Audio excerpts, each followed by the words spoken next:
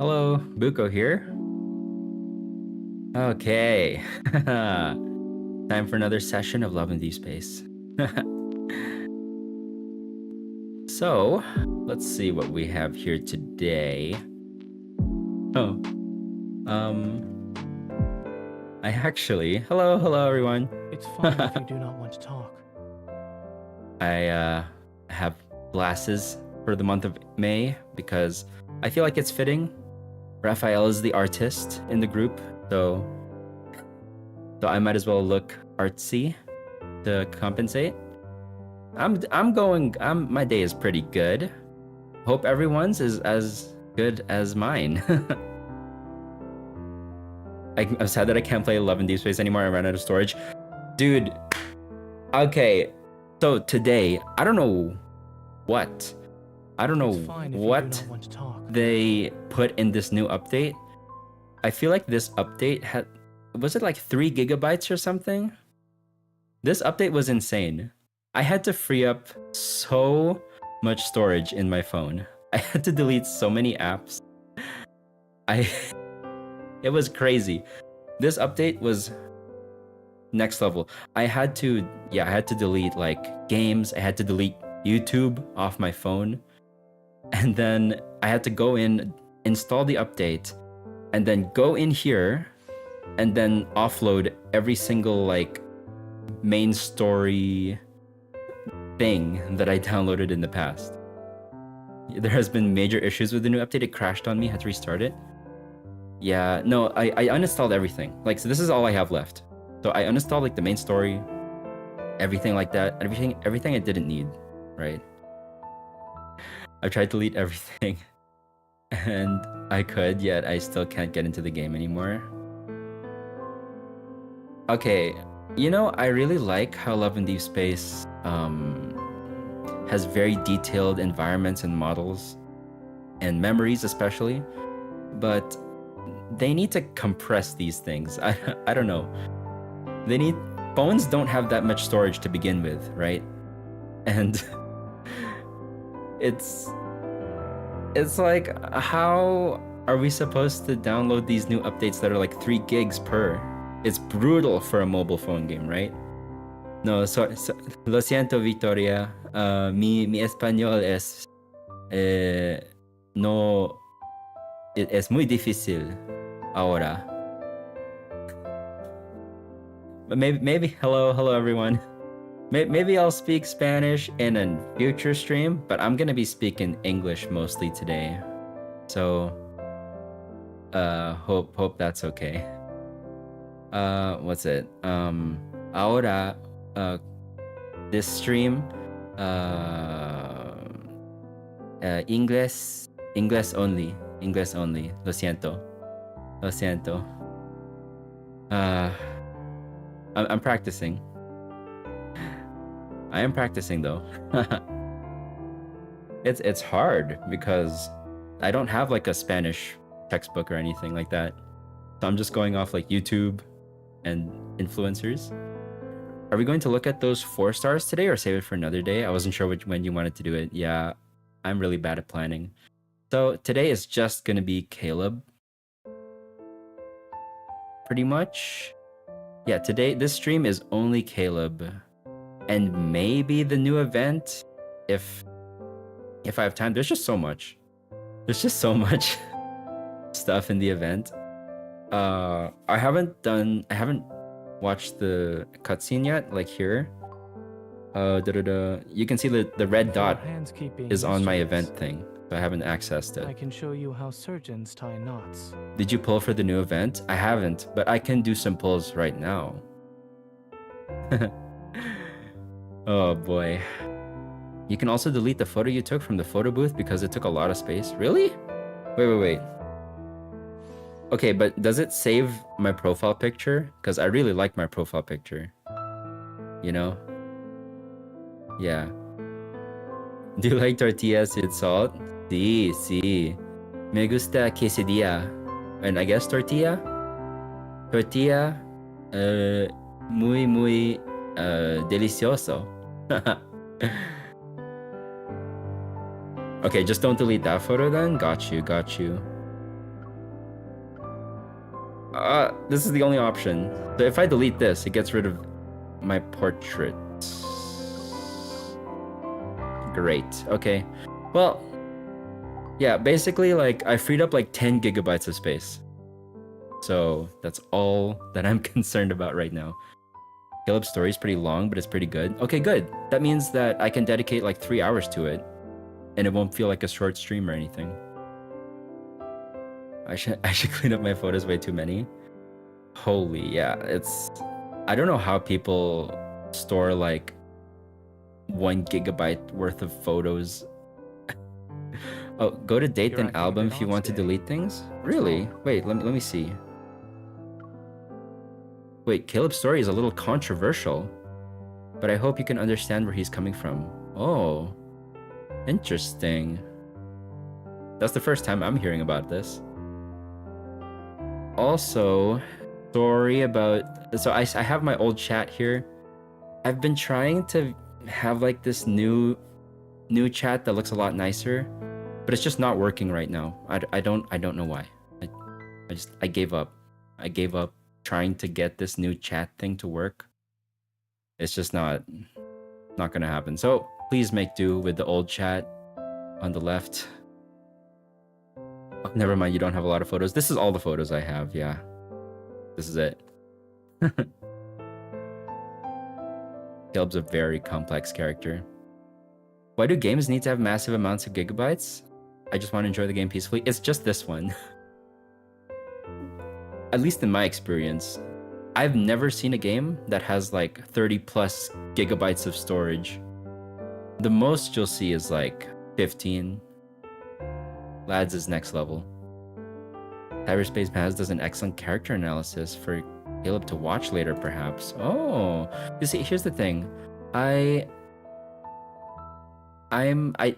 With reaction stuff, I kind of don't really want to piggyback off of other content creators' work. I mean, like Lavender is just uploading the memories and that's it, right? It's not like transformative in a way. Yeah, if I react to somebody's like Love and Deepspace character analysis, it's kind of like I'm stealing their content. And I know that like a lot of people don't see it that way, but I can't shake that thing in the back of my mind that's telling me that that's what I'm doing. So I would prefer to just instead come to my own conclusions about the character. Yeah, that's fair. You do you. Appreciate it. That's a good suggestion though, you know? Good suggestion. I feel like you would enjoy it more watching these things on your own time. There's also a very good one about Xavier. Yeah, and I also saw this one video about apparently Zane has a high sex drive or something. I'm like, what? Where did that come from? Zane has a high sex drive. I've like seen that thumbnail on my timeline. Same YouTuber? Okay, I had a feeling because it seems like they do a lot of essays. Yeah. I'm like, is that clickbait or is that facts? Anyway. Okay, I've been wasting too much time. So yeah, I don't have a lot of pictures. Most of them are in the cloud, so I'm good to go. Caleb time. Well, actually, I wanted to do some wishing. Wait, what's the pity for this one? Oh my god. Maybe it's not even worth it. Zane really likes to kiss the MC a lot. Oh my goodness. Okay. Maybe that's not a surprise then, about the high sex drive thing. What I can do at least is do like a multi here. Okay, I'm hoping to get some interesting things that I don't have dupes of. Please, gacha gods, be grateful. Be graceful, be kind to me. Good luck, thank you. I wanted to say for Zane's Master of Faith, but I caved for this banner. Let's see what I get here though. Okay! That was so fast. I'm like, okay. That's anticlimactic. Is it even worth it to try for this? Because look, I don't even have that much, right? I have nine tickets. It's like, am I better off saving? This song is so good, yeah. This banner is crazy good. So they're all on rate up, right? They're all sharing a single rate up.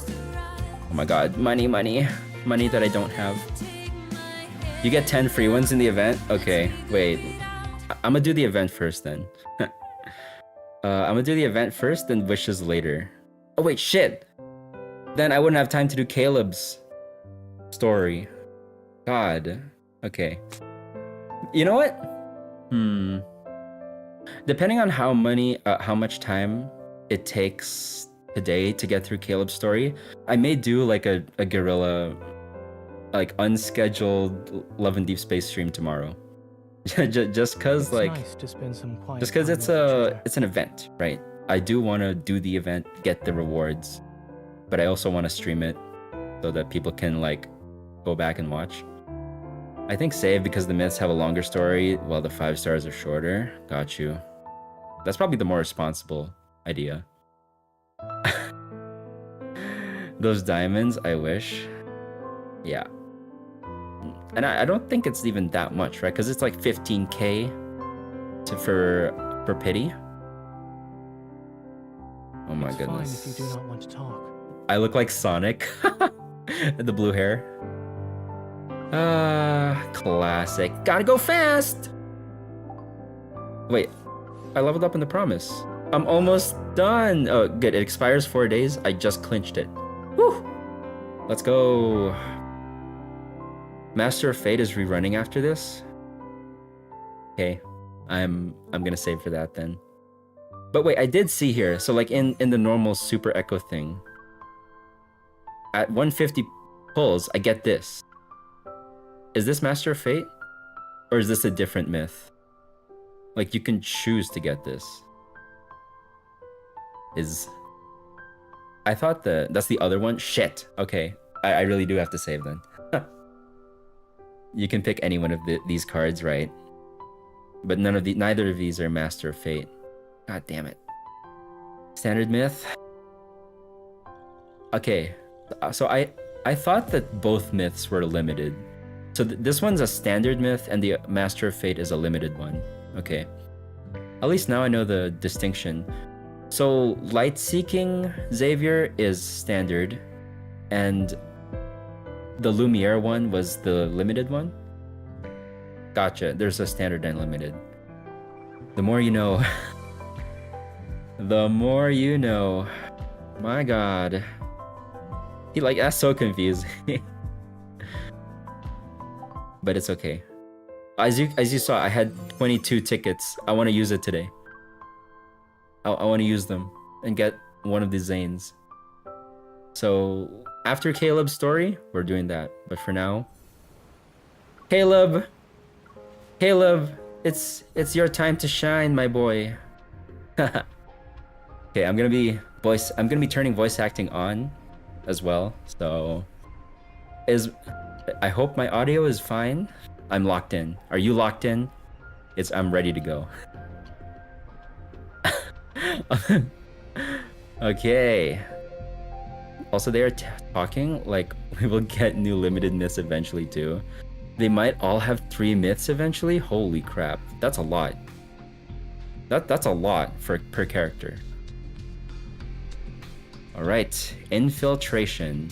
Please, if the audio is ever too loud or too quiet, please let me know. I can always change it with my like settings here. But if it's good to go, then I'm good to go. Okay, infiltration. Ha ha ha. Oh what? Wait, I thought I downloaded this. Oh yeah, sorry. I downloaded it before, but I offloaded it to make room for the new update. Oh my goodness.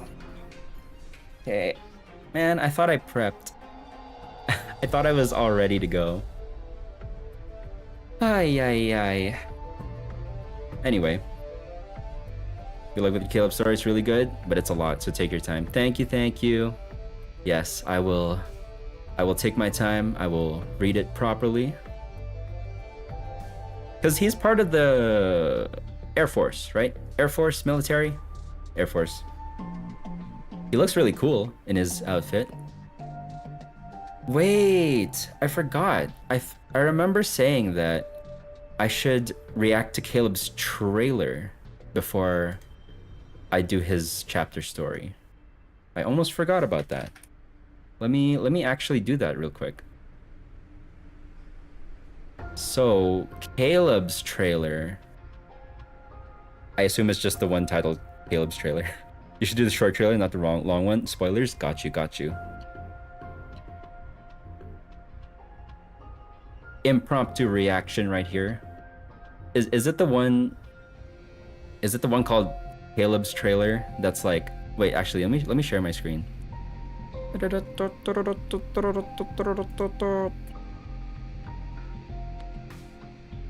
it this one? Is it this one right here at the very top? I think. Okay. Yeah, that's it. Okay. All right, let's do it then. Oh my goodness. I wrote it again because access available. Homecoming Wings trailer is the spoilery one. Gotcha. I will not be reacting to that then. Oh my goodness. Wait. Okay. Let me mute my lad's game itself. Homecoming Wings is done downloading, by the way. Oh my god, that's not what I wanted to do. Okay, please don't pay no attention to the man behind the curtain. This is just a normal professional streaming setup we have here. Oh my god, that looks kind of like a. Hey, you guys are so wait. This chat is huge for this. Wait, I need to shrink the chat. Hang on. What the heckity heck? Okay, y'all are gonna get smaller. Okay. Let's react to this trailer. Infold doesn't really miss when it comes to music though. His new myth music is amazing. Can't wait to hear it. You're not talking about the spring one too, right? Okay, let's do this.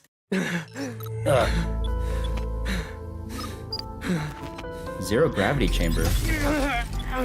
Damn. Wait, he has like a Winter Soldier mechanical arm? Wait, what's the story behind that?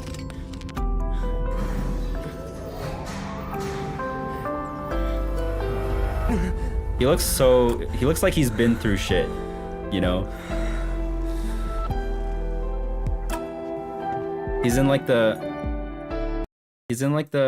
this is the apartment that you have after like a really rough breakup. This is the apartment of like, fuck, I lost everything. Shit.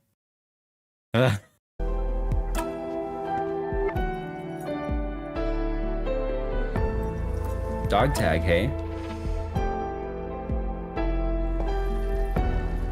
I left like my dad, yo. Oh shit, okay. Oh, nice gun. Experiment report.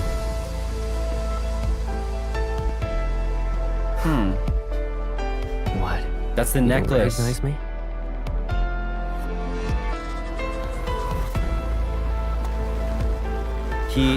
Okay. I always wondered, right? I assume I'm gonna find out, but I always wondered what the significance of the apple is. Oh wait, I'm so stupid. Gravity. His eval is gravity. So that's like Isaac Newton. Like he discovered gravity because the apple fell in his fucking head. That's why he's associated with an apple. That and there's other theories. Okay. Got it. That's one of many. Oh boy. The foreshadowing. Did you honestly think I would always be the kind-hearted boy from your childhood?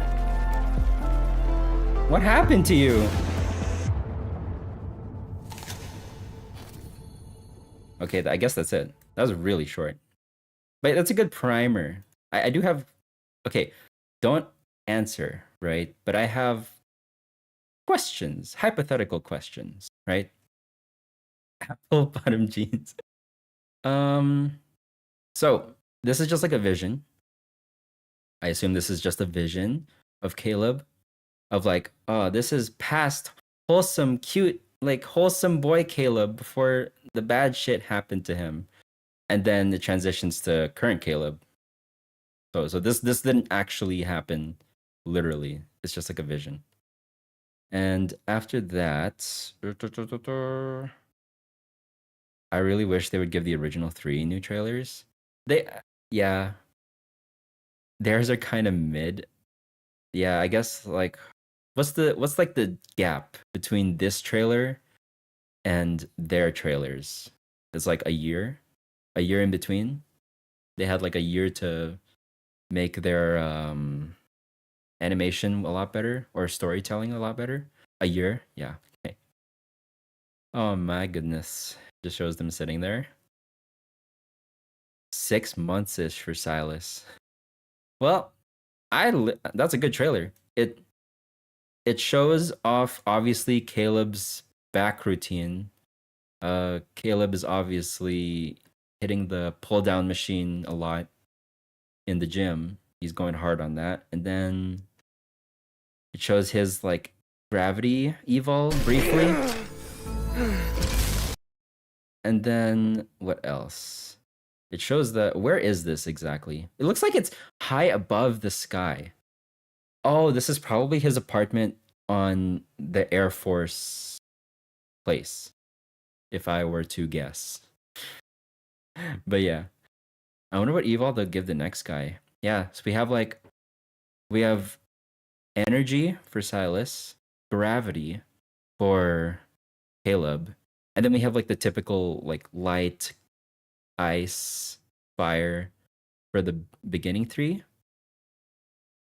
Yeah, interesting. Very, very interesting. But yeah, that's that. Done with with the trailer. We can head back to your regularly scheduled Caleb chapter. Okay. It's finished downloading, which is great. Maybe Earth would be cool. Right. Wait, let me... Yeah, okay. Maybe I should have done that first. Now delete this. There you go. Okie dokie. Intermission over. Let's go. Infiltration. So, yeah, now we officially lock in. Okay. Whoa. That looks like an eye. A galaxy in the shape of an eye. Echo love interest. Oh, time would be an interesting evol. Time would be a really cool evol. Yeah. Oh, hello. Fancy meeting you here. I'm just kidding. Glad to see you back. Just in time for Caleb's story. Okay. Voice acting time. My vision goes dark. Everything blurs as the universe finds a strange stillness in its chaos, and then it fades to nothing. A strong resonance pulses through my body. It stirs fragmented memories that drift like fading apparitions. A pale planet appears. It's strange, yet familiar. And then there's an overwhelming force, as silent as a black hole. It's a massive, artificial eye. I knew it was an eye. I had a feeling. I had a feeling in my gut that it was an eye. And it wasn't just like an Eye of Sauron thing where it just looked like one. Oh my, what the hell was that? Repeat motif, yeah. It's been a while since I dreamed about the explosion. Looking back, those roaring flames feel like a surreal, distant nightmare. The searing heat in my dreams is still vivid, but the pain in my heart is gone. Maybe it's because the ether core within me has achieved full power.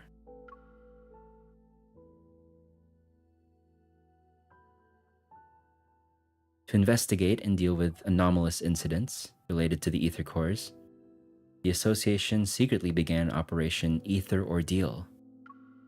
Over the past few months, we swiftly and discreetly handled numerous anomalies and documented information about a new ether core.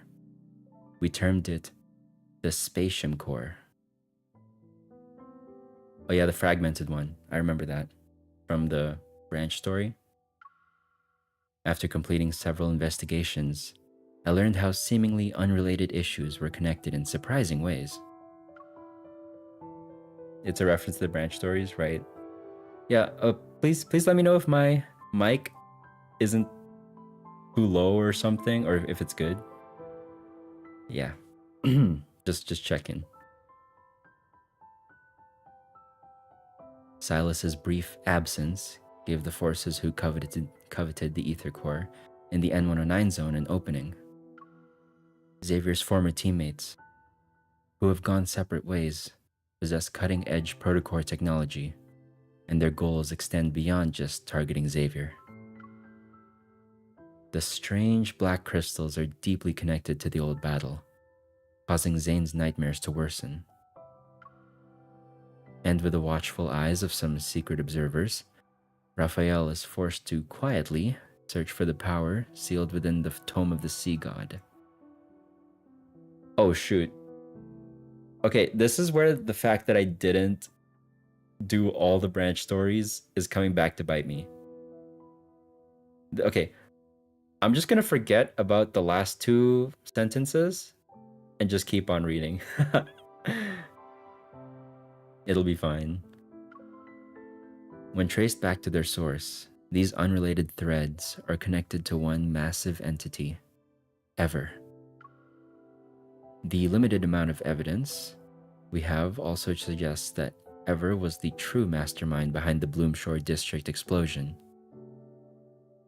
It's fine, this is pretty brief. They never mention it again, really. Got you.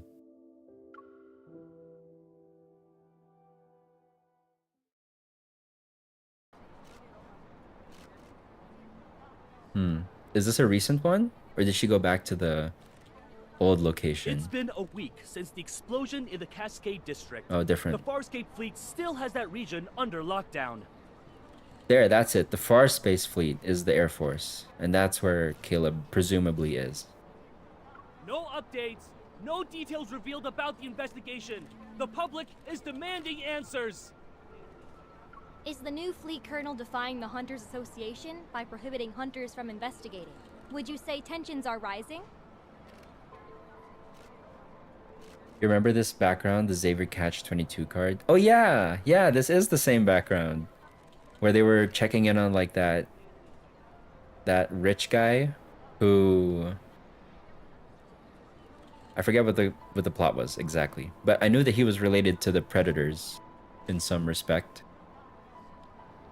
Wasn't it in Caleb's own too? Well, I haven't seen it, but I assume like it all takes place in the same Catch-22 universe, right? But just different time periods.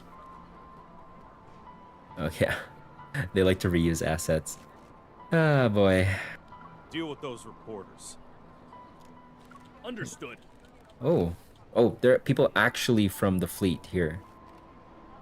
The entire garden has been blown to bits. Hey, rookie, go investigate. Yes, Captain. Why can't I? Okay, there you go. Honestly, it's fine that they reuse backgrounds. It reduces the... Oh my god, the flashing lights. Jesus. Wait, okay. Let me get through this because I don't want it the flashing. Sorry if you have epilepsy. Please don't look at the screen right now. The fleet uniform doesn't quite fit me. I subtly roll up my sleeves and push aside the rubble as I make my way into the garden.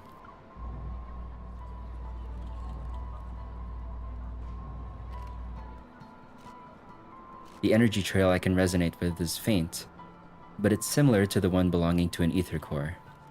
The source must be over here. It's gonna rain tomorrow evening, and all traces will be washed away. Make sure to be done.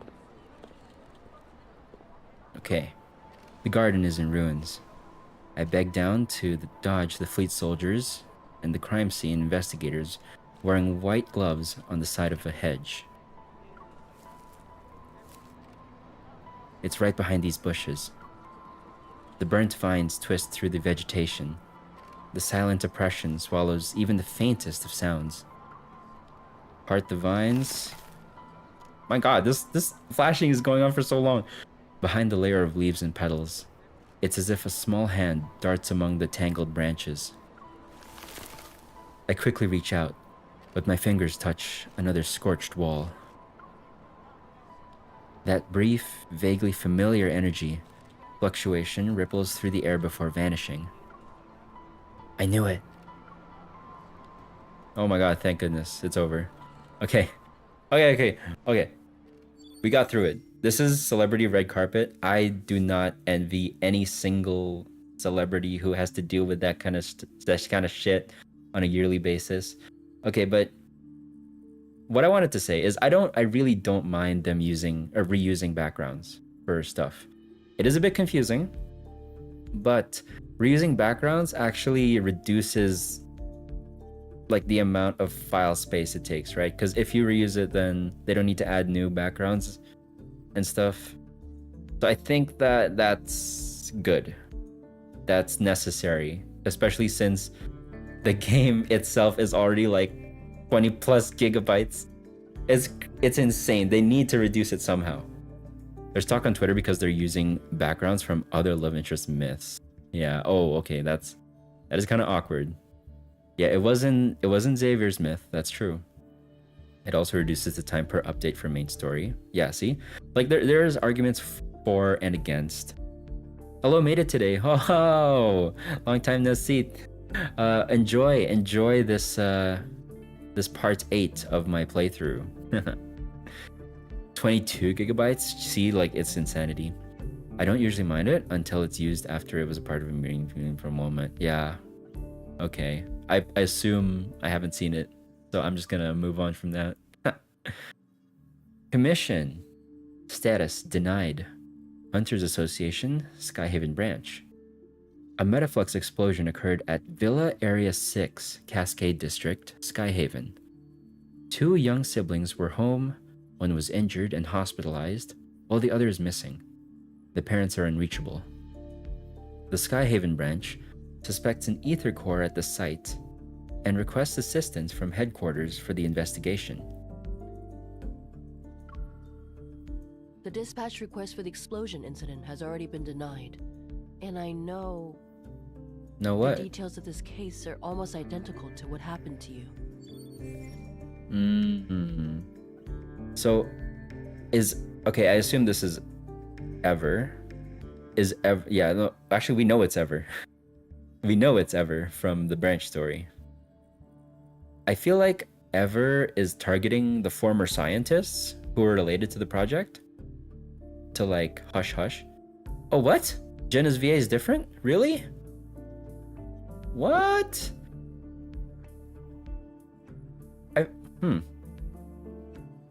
I'm gonna have to go back and listen. I feel like I remember this voice being the one in the branch stories. Or did they just change it for Homecoming Wings and they kept the old one for the branch stories? Yeah, okay, let's see. Yeah, that's about when, I think. Okay. It fit her character nicely. I mean, to be fair, I didn't notice a difference. Or I didn't really... Well, I guess I am a new player. But it's not that noticeable. It wasn't that noticeable. Maybe if I heard like a side-by-side comparison, I'd be like, oh yeah, no, that's super different. There's probably one on YouTube that I can watch somewhere. Reuse assets and other love interest background myth is fine, since each timeline exists in the same place, but just different events. Yeah, that's true for the Catch-22 one, right? for sure. I wonder how much space 3D models takes up. Maybe that is why they don't have too many side characters with one. That's a good point, actually. I complain about... I don't really...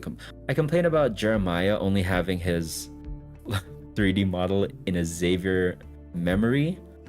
But I understand them wanting to cut down on the file space. It is what it is. It's a phone game, after all. Maybe VA contracted over or not available. That's true. That's true. It might be like a... I don't want to bring the Genshin like stuff into this. It's not as crazy as that, right? But it might be a situation with contracts or unions or something like that. Or maybe they were just too busy and couldn't fulfill the future obligations. I don't know. I don't want to speculate too hard. But yeah, that's just me talking shit. Talking random stuff. Leaning against the control desk, Jenna slides a holographic screen in front of my eyes. By the way, nice glasses. Thank you. It's for Raphael. Raphael month after all. But rushing to Skyhaven at this critical juncture isn't a wise decision. The English VAs are protected for their safety and privacy, right? I think that's good, actually. If I suggested you don't get involved for now, would you consider it? Probably not. We're gonna get involved no matter what. I'm sorry, Captain. Seeing the glaring denied on the screen, I try to calm myself. But even if it's unrelated to that incident, it might involve the Ether Core. There's no reason for the association to object. It's not them who are interfering. It's the Far Space Fleet's doing. The Far Space Fleet? Skyhaven is a floating artificial island that consumes a large amount of energy. The fleet controls its power supply, which grants them a substantial amount of authority. Oh. Skyhaven. Is it a floating island? Like Tears of the Kingdom? What the... I'm really interested in seeing that, actually. Their new colonel, who's still in the Deepspace tunnel, is concerned about the confidential information related to the fleet, and so he prevents hunters from investigating. Ah, man, understood. I won't go as a hunter. I'll also avoid any conflict involving the fleet. Seeing my unwavering determination, Jenna shows a rare instance of exasperation. She sighs. In other words, you'll encounter more than just Wanderers should you choose to enter Skyhaven. If you're sure about this, then I can approve your request for a long vacation. You sure about that? ソーダを買ってし... Oh my gosh.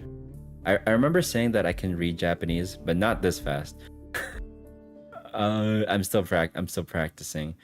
ソーダを買ってシェイクします。Oh, nice. Oh, wait, シェイクしてみました。Oh, よかった。what is it? What's like, oh my gosh, I forgot the word for like congratulations. おめでとうございます。Okay. Let's see. If you're unsure about this, then oh yeah, you already read that. Thank you, Captain.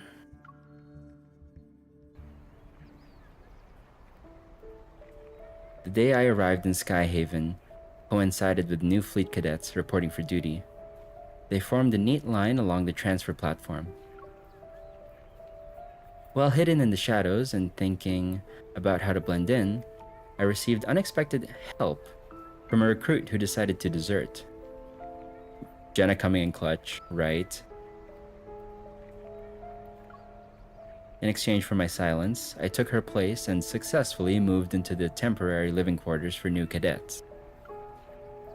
When tasks were assigned, I relied on these cadets' burning ambition for flight duties, so that I was left with the unwanted ground support role. And it happened. As a result, I was brought to the explosion site in Cascade District. I never imagined I'd find myself in Skyhaven for a reason like this. Caleb. Oh, she kept it. Okay, I wonder when she gives it to him then, if he had it in the trailer. A cold... Oh no. Maybe she didn't keep it, she just found it? A cold metal chain touches my neck. It's the necklace I once gave to Caleb. I miss you. Please, no spam in the chat. Lo siento. Well, how do I say no repeat messages? Because it makes chat harder to read. Lo siento. Oh boy. Let me look up like a translation. Sorry, I'm just gonna pause here for a little bit.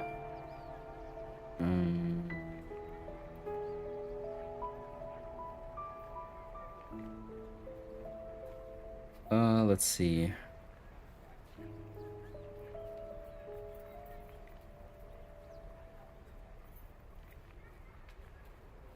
Sí. Por favor, lo siento, por favor, no repitas mensajes in chat.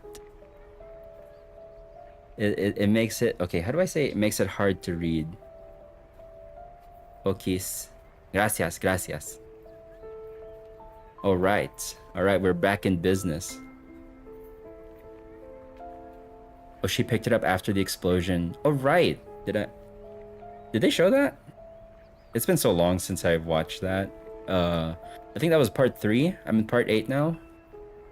So much stuff has happened since. Yeah, it was laying by her. Got you. Find anything, rookie? With a stern expression, the captain walks over. I come to my senses and shake my head. Captain, I haven't seen anything suspicious. Keep your eyes peeled and give it another once-over. If you miss anything, it won't be just you facing the consequences when the Colonel's starship returns. Can I make bad jokes? See. I don't know if I'll understand. But yeah, go ahead. It's a bit off topic, but Caleb has such a distinct walk to me. Maybe it's the broad shoulders. They all have broad shoulders, technically. Well, actually, no. Zane, Silas, and Caleb are the ones with, like, broad shoulders. Raphael and Xavier kind of have the more slender build. But yeah, he got that strut. Yes, Captain. I don't know what's with this new colonel. Since he's butting heads with the association, it's probably better to avoid him. I mean, Caleb in his uniform, the padding exaggerates it. Yeah, that's the thing, right? The uniform makes all the difference. Wait, did I read that last thing? Oh my goodness. Oh, I didn't. I have a question, Captain. Usually, explosions like these involve casualties or people who are severely injured. How can there be individuals who have gone missing? Wait, what? Oh wait, that was the current mess. Oh my god. I am not locked in. I said I would be locked in, but shit. My attention got split. I definitely sensed an ether core earlier. If they blocked off the area because of it, I need to move fast. Okay, now I'm locked in. How did the fleet confirm this? I also heard we weren't sent here to test for traces of... Don't poke your nose in places where it doesn't belong. Mind your own business. God, okay. Man, I'm just trying to help, bruh. As expected, everyone in the fleet is keeping quiet about the circumstances surrounding the explosion. Captain, a suspect just appeared. He showed up in HQ. Let's see. Oh, who is it? What did you just say? The Colonel's starship will be on the HQ's runway in 10 minutes. Command issued an emergency order. Oh my goodness. We need to head back and deal with the intruder before the Colonel returns. They're already here. If things get too chaotic, I might be able to use it to my advantage. Oh, cutscene, cutscene. What? Colonel, everything is ready. We'll be landing in Skyhaven without a problem. Do we have any leads yet on the traitor who almost sank us in deep space? I knew 3 it. days I knew it ago? was Caleb. I'm afraid not. Maybe our navigation was off. It could have also been unexpected turbulence.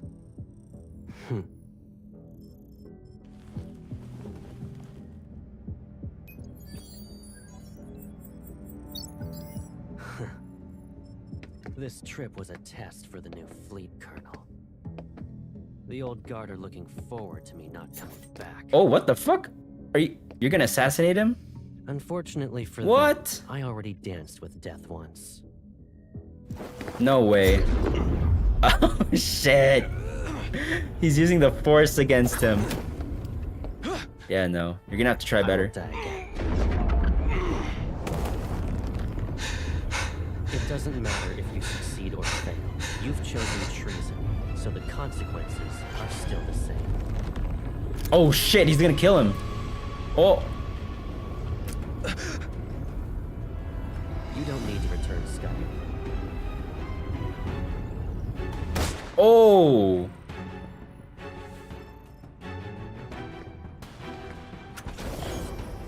Oh shit. Yeah, okay. He's different. That's clear as day. Oh my goodness. Hot. Honestly, I can't. That is a good way to introduce him. Yeah. He is not gonna let. You know what? That just shows he can protect you. He can absolutely protect you from anything. He literally, his evol is the force.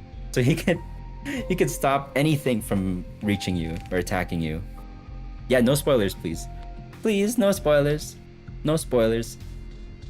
Great intro. Fantastic intro. It also makes me wonder, what the hell is happening? What the hell is going on with him, you know? His evol is OP. Maybe he can become Gojo. Yo, he is Gojo coded. For real. The fleet's command center is located in the highest guard station in Skyhaven. The island itself is surrounded by bright sunlight and cold air.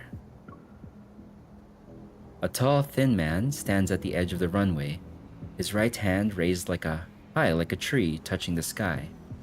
It trembles in the wind. It's funny that the softest boy is actually the strongest. That's why I'm a Xavier girl. It makes you want to know more about him, right? Yeah, like what's it called? Gap Moe? Does this technically count as Gap Moe? The sniper had already taken position before we arrived. The suspect is clutching a detonator in his right hand, so they haven't taken the shot. Captain, he's wearing a fleet uniform. Is he one of us? Storing weapons in his private arsenal and placing explosives in residential areas. Those are boys to provoke outsiders so they'll be dissatisfied with the fleet and the new colonel. All units, the chance to prove yourselves is here. Pull yourself together, maggots! Sir, yes, sir. Oh, never mind. I think at some level, every love interest has their own Gap Moe. They know how to ride him. I wonder who this suspect really is, if he holds important info about this mysterious group. They made me. The fleet forced me. Oh yeah, so, I just want to say I did react to the Caleb's trailer, the one that's like a minute 30 on YouTube. So that's all the context I have about this, which is basically like nothing. Yeah, I didn't want to watch any other trailer because I thought there would be spoilers, right? There'd be spoilers and stuff. So this is the suspect, they caught him. The fleet made him? Look at the poor bastard. Driven mad by spending too much time in the deep space tunnel. Block all entrances and exits. Make sure no one sets foot on the runway. Following the captain's orders, the entire runway is quickly surrounded in an impenetrable net. Suddenly, a loud buzzing fills the air. Is it Caleb? Oh. When are we gonna meet him? Yeah, no, that's him. The aura. Dude, he is aura farming right now. Look at this. Nice shades.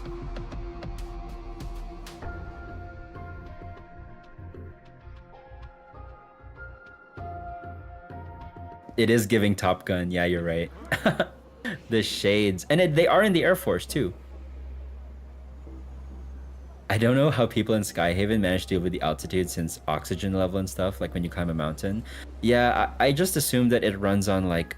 Have you ever watched the Avengers movie, the first one? Where they were just in that like sky aircraft carrier that entire time. I assume it applied on that, like that same rule or something. Oh boy, under the spectacle of lights, the new fleet colonel, who's been widely discussed, steps out of the sleek black starship. In an orderly fashion, he approaches the man at the edge of the runway. His words are muffled by the wind. Joseph, you were chosen to be the pilot of a year-long deep space tunnel observation mission. Your outstanding performance 3 years ago was proof of your capabilities. His voice, it sounds familiar. Do you not recognize him? Oh, I guess his demeanor is vastly different and he is wearing shades. But I don't know, like I like to think that I could recognize my friends if they're wearing shades and stuff. Like everyone here can recognize me, right? Even though I'm wearing shades, technically. It is hard to hear and you know him to be dead. Okay, that's true. That's true. She's not really expecting it. Like she's not expecting to see him here. They could have the atmosphere dome or something above the city. I assume it works on like fantasy logic, where oxygen exists wherever the plot needs it to be. The crowd blocks my view, and I can only catch a glimpse of the figure through the gaps. His silver armband reflects a dazzling light. You would have enjoyed the privileges befitting a skilled officer after your return. But 2 months ago, your wife and child died in the fleet's brig. Oh no. Believing you revealed the fleet's secrets during your mission, you put your family under house arrest. They had died as a result. MC can't really see Caleb. She's in the crowd with other members of the fleet. Yeah, that's true. She is far back. I've been in like, you know those like school ceremonies where you have to stay in like a big group of people and you can't really see the person speaking in the front? That's probably this situation here. You're the person behind the Cascade District's explosion, yes? And you were trying to make a statement to the fleet by attacking its members. You know why. Joseph sounds as if his vocal cords have been torn. His voice is unpleasant to the ear. God damn, roasting the voice actor. I pity whatever voice actor had to be hired for Joseph's role. And then they got this description of their character. That's a rough. And yet the information I collected tells a different story. After your mission ended 2 years ago, you were suffering from the effects of long-term exposure to cosmic radiation. Your memories were severely affected. Hence, you received a prescription for the psychotropic drug Cybazin at the medical center. But you went ahead and increased the dosage on your own. You What's gonna probably happen? weren't aware that a Cybazin addiction can lead to cognitive dissonance and confusion. That's why, after your overdose, you accidentally killed your wife and child. Oh my god, what? What the fuck, man? That's dark. When you recovered, you created a lie to escape from the pain of what you've done. Jesus Christ. Okay, yeah. That is very dark. This man needs to be put in an institution. He speaks calmly, and then everything becomes quiet. No, that's not possible. You made me do it. You planted a mind control device in me. It's that chip. Mind control? Wait, is Caleb evil? Okay, well, I mean, him killing a guy who was trying to assassinate him, I don't really think that's evil, right? There's no way. You're a good guy, right, Caleb?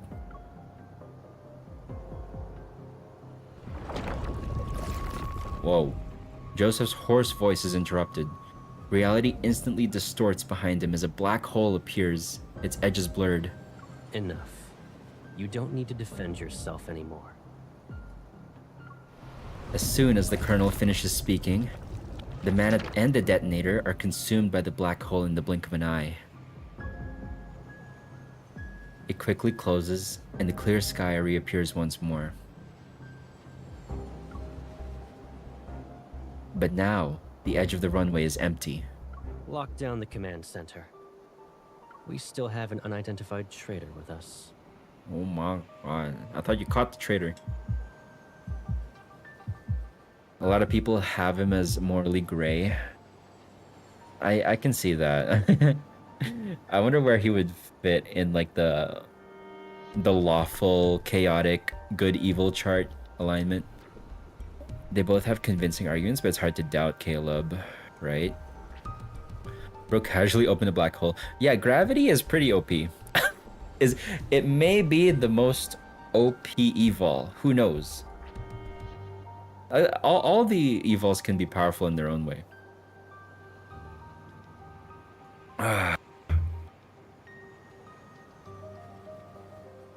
The order is cold and everyone snaps out of their daze.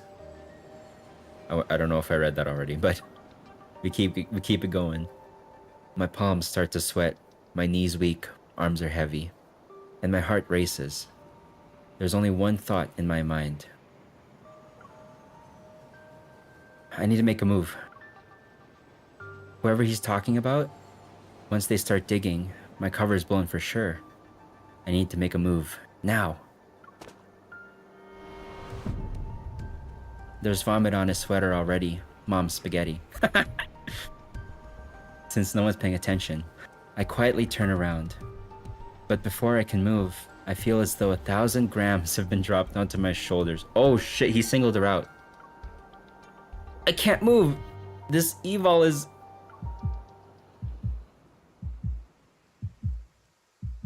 Caleb, please. I'm really just going out to buy some snacks. I'll be fine. It's raining. And did you forget how you came back home injured? That was when you went out to buy snacks too. You should stay here.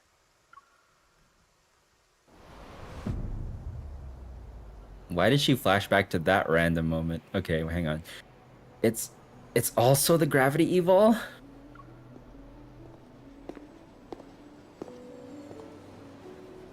The sound of footsteps stops behind me. A long shadow is cast. Don't move. The moment the voice speaks, my blood freezes. Uh-oh. It's not because I'm scared. I heard his voice before. I know this voice.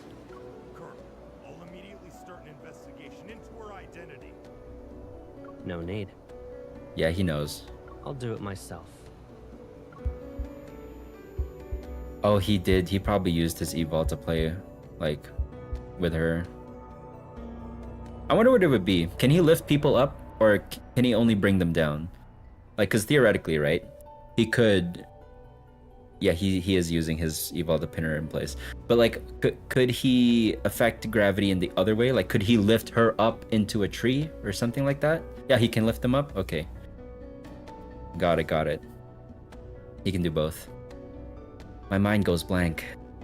It's as if the noise around me has been filtered out. Caleb. It's you. Oh my god. Okay, wait. I do need... Okay, I know. Empathic interrogation is up next. Now, I want to be able to read this without worrying about anything. So I need to use the bathroom. I need to go. I need to go and use the bathroom real quick. So I am sorry for the brief intermission. I will be back in like 2 minutes tops. Promise. Okay, let's go. Speed run. Let's go.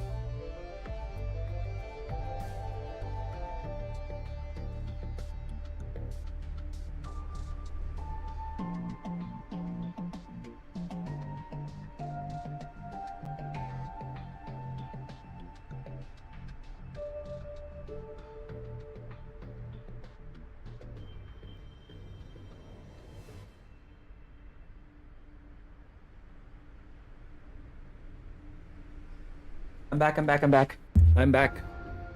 Okay. Interrogation time. Okay. This whole chapter may be a cutscene. We'll see.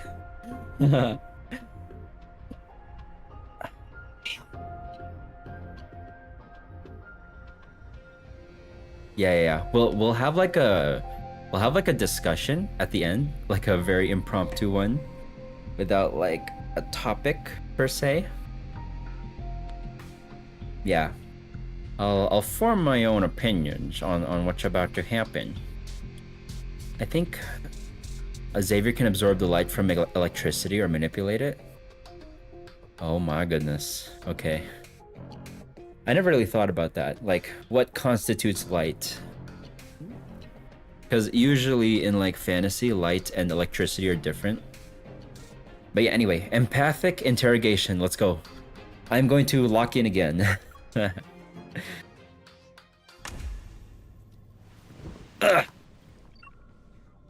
I'm forced to sit in a chair, used for questioning. Restraints emerge from it to secure my hands and feet.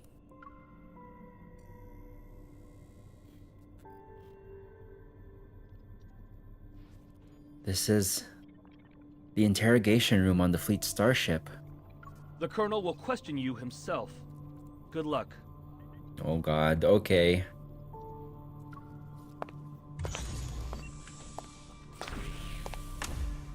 After the door closes, a harsh, incandescent light shines down from above.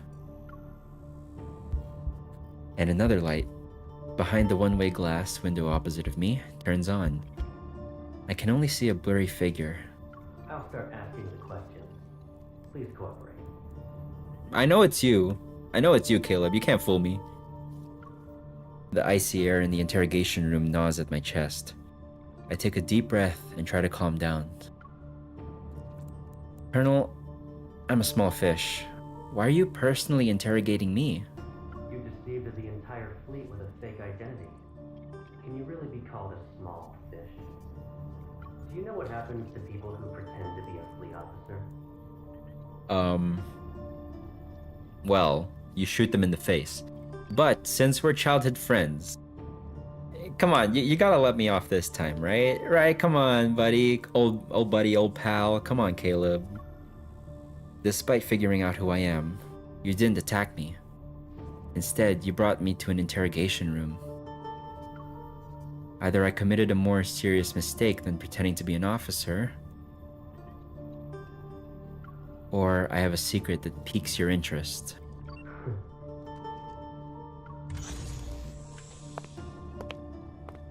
The light behind the glass wall flickers twice, and the silhouette vanishes. He enters the room without missing a beat, his military boots touching the alloyed floor. Hello, hello. Get ready for what apparently is one of the best scenes in Lads. Actually, I'm gonna get ready for it. Interrogation. Hey, Caleb. What you got? What you got for me?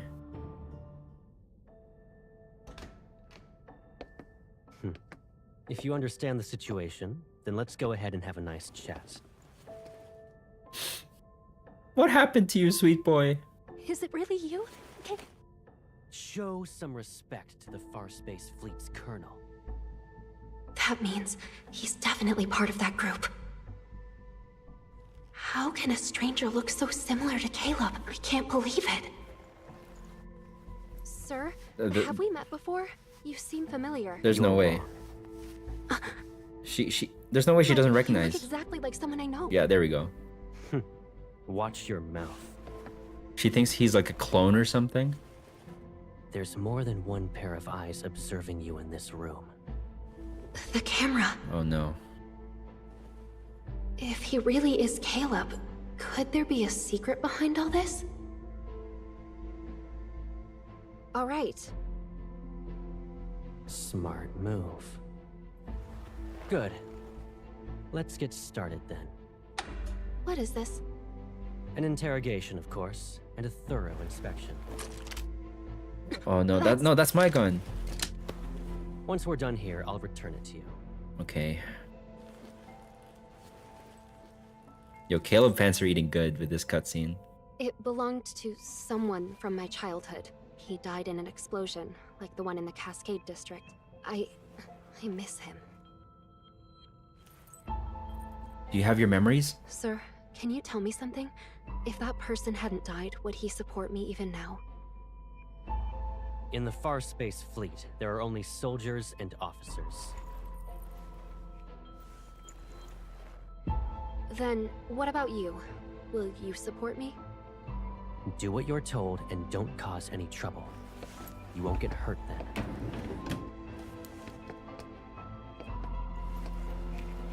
What's this?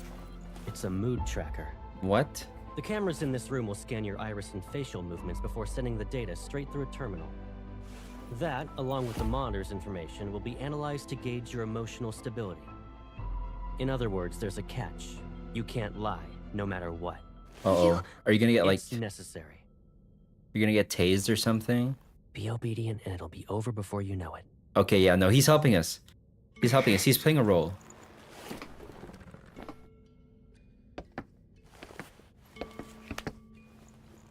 Did you pretend to be an officer just so you could investigate the Ether Core? Be honest. What? He knows about the Ether Core? But... Does he have like a police baton? I don't know.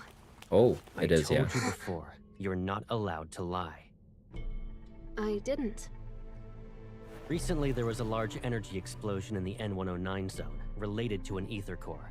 What the heck? At that time, you disappeared without a trace and didn't check in with any organization. But you weren't punished upon your return. The baton is a lie Our detector. intel Oh, I see. suggests you were in the N109 zone. N109 zone mention. Don't understand. Allow me to remind you that we are in Skyhaven. We're above the clouds, and even the World Evol government has to abide by the fleet. Your survival here, and your chance at being able to leave this place alive, depend on your honesty and willingness to follow my orders.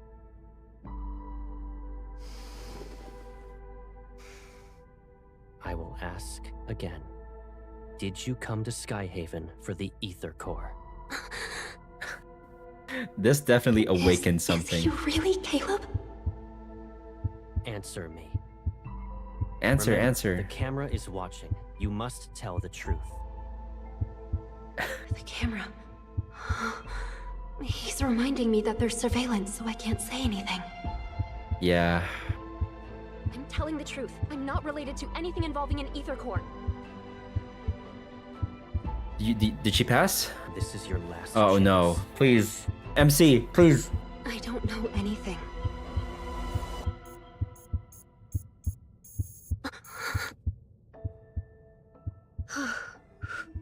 Good? Good? Okay, good. Whew. You passed. Yes. Okay. We're free. Surprised?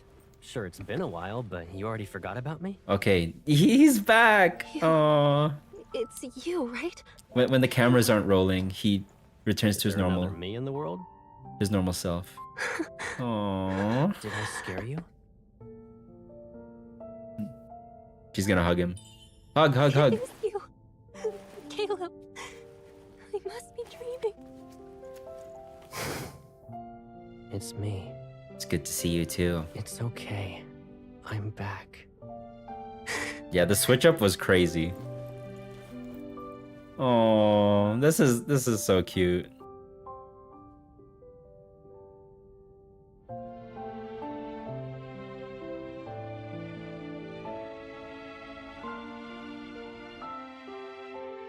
That was really good payoff. Like, okay, obviously, for me, right? Caleb blew up like a month ago. I read the chapter where Caleb blew up with Grandma a month ago, or something like that. At this point, less than a month maybe.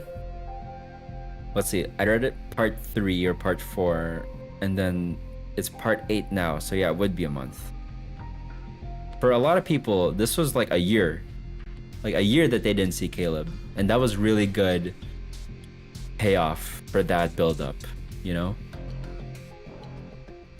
There's actually a cheat to the lie detector. You're allowed to lie 5 times and it won't make a sound. When the MC lied a 6th time, it triggered the alarm. But Caleb turned it off. I totally didn't catch that. Okay.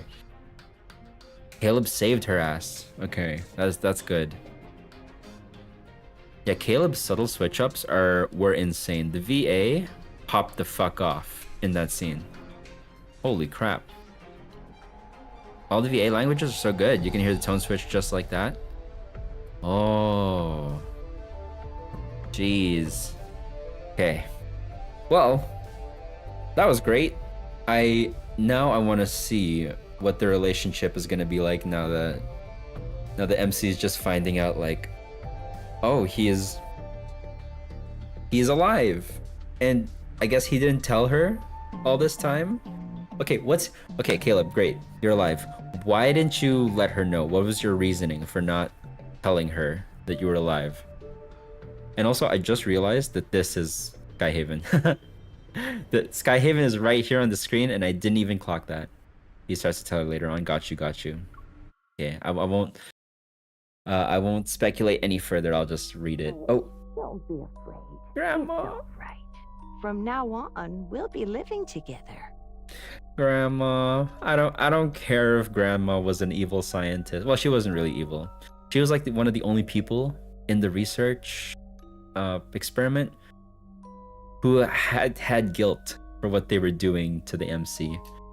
So, by the way, the MC's codename is Unicorn, right? From the research experiment.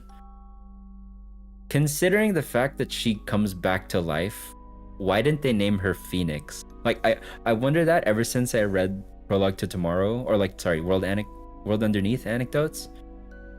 I was like, okay, so she's a mythological creature. Why isn't she called Phoenix? Because she revives. That's her whole shtick, right? Why is she called Unicorn? Hey, like, okay, that's just me. That's just me. I could be. Phoenix does make the most sense, right? I'm not crazy. I was like, maybe it would have been too on the nose. Her power might have been spoiled too easily if she was called Phoenix. Because she's supposed to not exist. Oh, that's a good idea. Phoenixes are mythological creatures too, but yeah, unicorns are more associated with the whole mythical. I don't know. I don't even know what I'm talking about anymore. But yeah, you get it. You get it. She still, yeah, Grandma still did it though. She should have understood her. She should have stood her ground harder. But Granny redeemed herself at the end of the day by raising her. Yeah, right? I think, I don't know, because they did kill the main character during the experimentation. So those were like crimes against humanity, as far as I'm concerned. But the grandma did better than most other researchers who just sat and let it happen. Like at the very least, I think Leon, like the Leon guy, he showed regret for what happened. Okay, now she works with a group called Unicorns instead. Okay, I also had another hypothetical question. I'm not sure it'll ever be answered, but did the Unicorns organization name themselves after her? Like, is she like tangentially related? You know what I mean? Her division in Hunters Association is also called, yeah, see, like, I don't know what to make of this info when I first read underneath. Yeah, I don't know what to make of it either, but my like crackpot theory is that they named the organization after her. But that's like, I don't fucking know. Like that can't be a coincidence, right? I'm not sure. Okay, so people aren't sure if there's a connection or not. Holy crap. Sorry for this long tangent, but I have a lot of questions that may or may not need to be answered. All in due time though. Let's see. Phoenix? Oh, hang on. The phoenix in China is more of just being pretty. It's more like it's associated with being pretty and sitting next to the emperor. Oh, I guess that's understandable because Infold is a Chinese studio. So I guess they wanted a mythological creature that didn't have that kind of social connotation or that kind of implication. I don't know what the word is. Jenna picked her right off the bat, so there seems to be more to this. Right? Anyway, these are just theories. Yeah, I'm gonna go back to the story. That was a long... No, Phoenix? I don't think Phoenix is a Greek myth. So as far as I know, phoenixes show up in Chinese myth, in Egyptian myth. God, what else? I don't think there's one in Norse or like Scandinavian myth. Yeah, rebirth phoenix is Egyptian. Yeah. Oh, that's true. So, oh wait, that's a good point. Hang on. So, I did learn about this. The rebirth phoenix thing. Okay, well, first of all, I learned about phoenixes getting rebirth from fucking Harry Potter, right? So that's where I commonly associated with like Fox, Harry Fox is a phoenix, and as phoenixes do, they revive, and all that, you know. Well, like Dumbledore talking about phoenixes, that's where I learned about it, right? But the Chinese phoenix is completely different. So maybe Infold didn't use the phoenix because it didn't have the reviving thing. Because as far as I know, Chinese phoenixes don't revive. So that's actually a really good explanation. The lore runs deeper than a fucking Mariana's Trench, apparently. Okay, that was such a long tangent. I'm gonna go back to reading now. Let's see. Does this mean we'll never be alone again? Aw, young Caleb. Caleb, my theory for now, please don't answer, but my theory for now is that Caleb was also an experiment that Granny also saved. Yes. Starting today, I'll be your grandma. Grandma. In the empty void I see, everything is like a painting's white background that is seconds away from being drowned in a sea of color. There's one exception. The figure standing before me who's strikingly clear. You... Who are you again? It's okay if you've forgotten. I'll remind you. He holds my hand. With a radiant smile, his eyes gleam like sunlight. I'm Caleb. I'll always be by your side.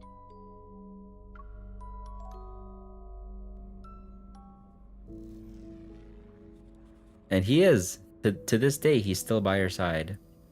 My mind returns to the present. All I can see is a grayish-white glow with a metallic chill. Caleb sits opposite me. He reaches for the first aid kit as he holds my wrist, which has marks from the restraints earlier. Most of the fleet's meds work immediately. It might sting. You need to tough it out.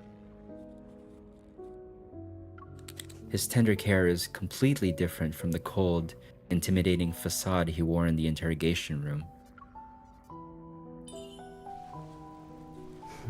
What's up? Your uniform is fire, my guy. I need to be sure that it's really you. You still can't believe I'm back? He gently holds my hand. Do I need to do a formal introduction? No, you don't really have to. He meets my gaze, and his voice softens as mirth appears in my eyes. I'm Caleb. I'll always be by your side. Aww, he's so adorable.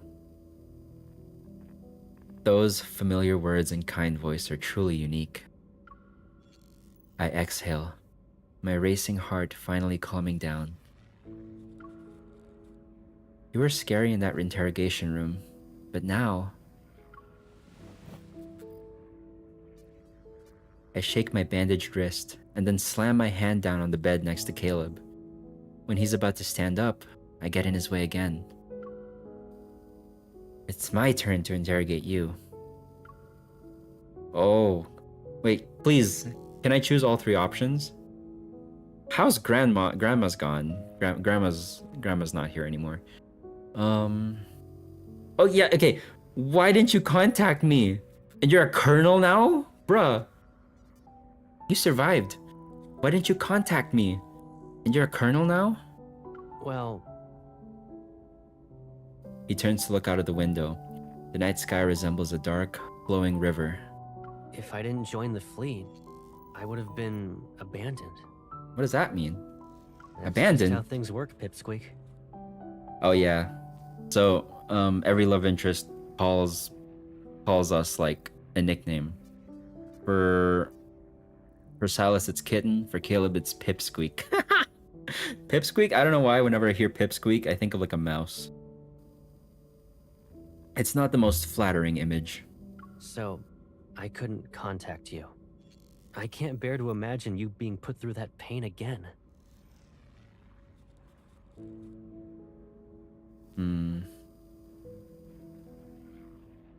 I think she would have been happy though, Caleb. Like, you should have just contacted her. I don't think she's happy with that answer. Caleb isn't exactly interested in explaining, so I don't press him. What matters most is that he's alive. Okay, thank goodness. Yeah, okay. This is a pointless question, so I'll get it out of the way. How's Grandma? How's Grandma? If you're here, she must be okay too, right? No. I'm sorry. I couldn't protect both of you. As Caleb's gaze loses some of its light, the faint hope in my heart breaks. Alright, let's move on. You might start crying again if we don't. Rip. We finally reunited. If Gran knew, she'd want you to cheer up. Well, what happened after the explosion? The police and the Hunters Association had said... I don't really remember. It was like a dream, to be honest. When I woke up, I assumed it was connected to the ether core. Yeah, so that means he protected us from the blast. like, or you could come to that conclusion, since he said he couldn't protect both. Maybe he closed the door strategically, because like I remember the cutscene, right? He closed the door before entering, even though usually you would like leave the door open, right, for people. I just realized that he like, okay, like Caleb, why would you close the door before?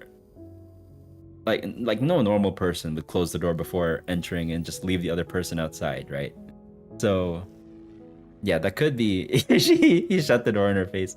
Yeah, that could be like foreshadowing, or maybe they just kind of worked around it. Not just that, actually. Okay, so there are different meanings behind that. It was probably his evil that stopped the explosion from reaching her. Oh, that's a good point. That's a good point. Holy crap. So you already knew it. I just knew. That's all.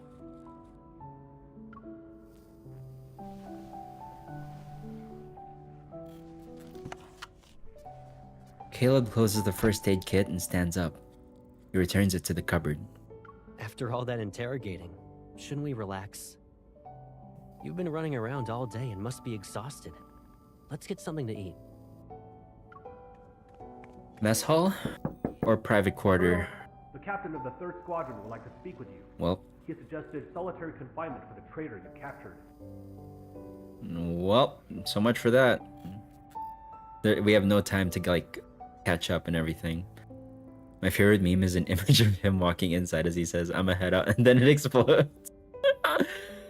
Oh man, is that on the Love and Deepspace subreddit? I actually did join the subreddit just to see what like posts are there. I haven't seen that yet. Well, MC was sent flying back a few meters away. You found it on Discord? Got you. That sounds so funny. Oh boy. Okay. Too bad you can't send GIFs, or is it GIF or GIF? I'm gonna say GIF. Too bad you can't send GIFs on YouTube chat. That would be so funny. Too far for any explosion force to do that and survive, right? Come back to me when the bubble around his neck grows a brain. Oh shit. He's savage when it comes to his subordinates. Caleb, you're being really strict. He kind of has to be. Me? He's a colonel. His armband shines. Maintaining his stern expression, Caleb returns to my side. I haven't even disciplined you. And your cover's so good that you're living in the officer barracks? He helps me off the bed, cradling my injured wrist. He inspects my body from my shoulders down to my waist. Pack up your stuff. You can stay at my place, you know. I don't live at HQ, so you'll have more freedom to move around. Well, awesome. But I'm still a traitor to the fleet. It might be weird if I'm suddenly accompanying a colonel everywhere. Yeah, he is a young colonel at that, so he does have like an image to uphold, right? To prove himself, technically. Caleb is one of those guys that is cool outside of working for him, yeah. Yeah, it seems like it. He lowers my wrist and taps on the other one. Understanding his intentions, I turn around to let him check my back. It'd draw even more attention. Some people might even question your authority. Hold on. Are you being considerate on behalf of your fellow fleet mates? Or do you actually want me to prove your guilt so you'll be locked up? She just wants to spend time with you at this point. Once the inspection is done, Caleb moves over to face me. Don't worry. If anyone dares to question your identity, tell them you're my new adjutant. Isn't it adjutant? Actually, it doesn't matter. Pronunciations don't matter. I'm just being like annoying about it. You want to work for Anikainis? Honestly, Anikainis would be really chill. You have two twin brothers that just kind of troll the shit out of you. Then you have like the sexiest boss alive. Anikainis seems like a dream to work for. Oh, so you wanted me to use your influence anyway? It's in order.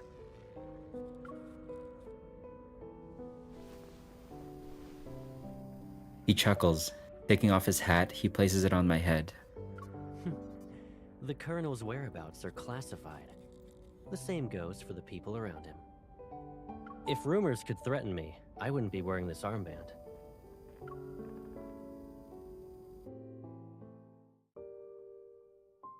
Oh my god, okay. This is a whole page of inner monologue. Caleb's personal aircraft carries us away from Skyhaven's main island, and we go to the surrounding guard stations. Golden sunlight traces the crystalline lines across the viewport. In the cramped cockpit built for two, I tell him everything that happened when we separated for several months. The researchers being killed one after another, the documents Grandma left behind, and the ether core within me. Since Operation Ether Ordeal and the Spatium Core are confidential, I omit those details related to the Association's investigation. Caleb, the one who's pulling the strings, is ever. Behind his goggles... Oh, wait, sorry. Wait, let me repeat that. Caleb, the one who's pulling the strings is ever. There, okay, that's... I thought I saw a comma there. Behind his goggles, Caleb's gaze is unreadable. He grips the control stick and expertly guides the plane through the clouds. As much as I love Zane, he's a strict boss, I imagine. Not a cruel one, but definitely strict. Okay, yeah, for doctors and surgeons at that, you really kind of have to be. There's like no nonsense involved. Y'all are saving people's lives, you know? I get it when doctors are strict. Oh my god. That is so low. I understand. Let me deal with it for now. 10 minutes later, the scenery projected from the starship's camera shifts to a floating, fragmented island.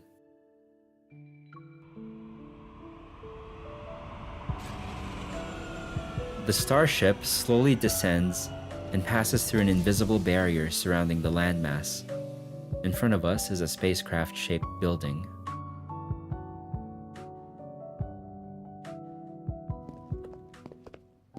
Here we are.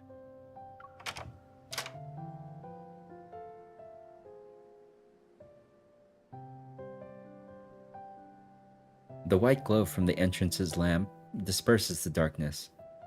The entire room is flooded with light. I hang my bag in the closet by the entrance before running my hand along the cabinet. Look at all this dust. Caleb, you didn't invite me over just so I could clean your house, right? This place is usually empty, and I rarely stay here. Of course, it's not exactly pretty. Yo, that is the realest thing I've ever heard. My current room that I am in is so dusty. I don't think I've actually dusted in like 2 months. I should really get on that. Oh my god. Yeah. There's like a collection of dust where my lamp used to be. I moved it recently and there's just like a circle where the base of the lamp was that is just untouched by dust. Yeah, this is not a good place to be. Luckily I don't have an allergic reaction to dust. I try to quickly Swiffer dust every day just so I don't have to do real dusting. Yeah, so games give you a reality check. Yeah, I need to get my shit together.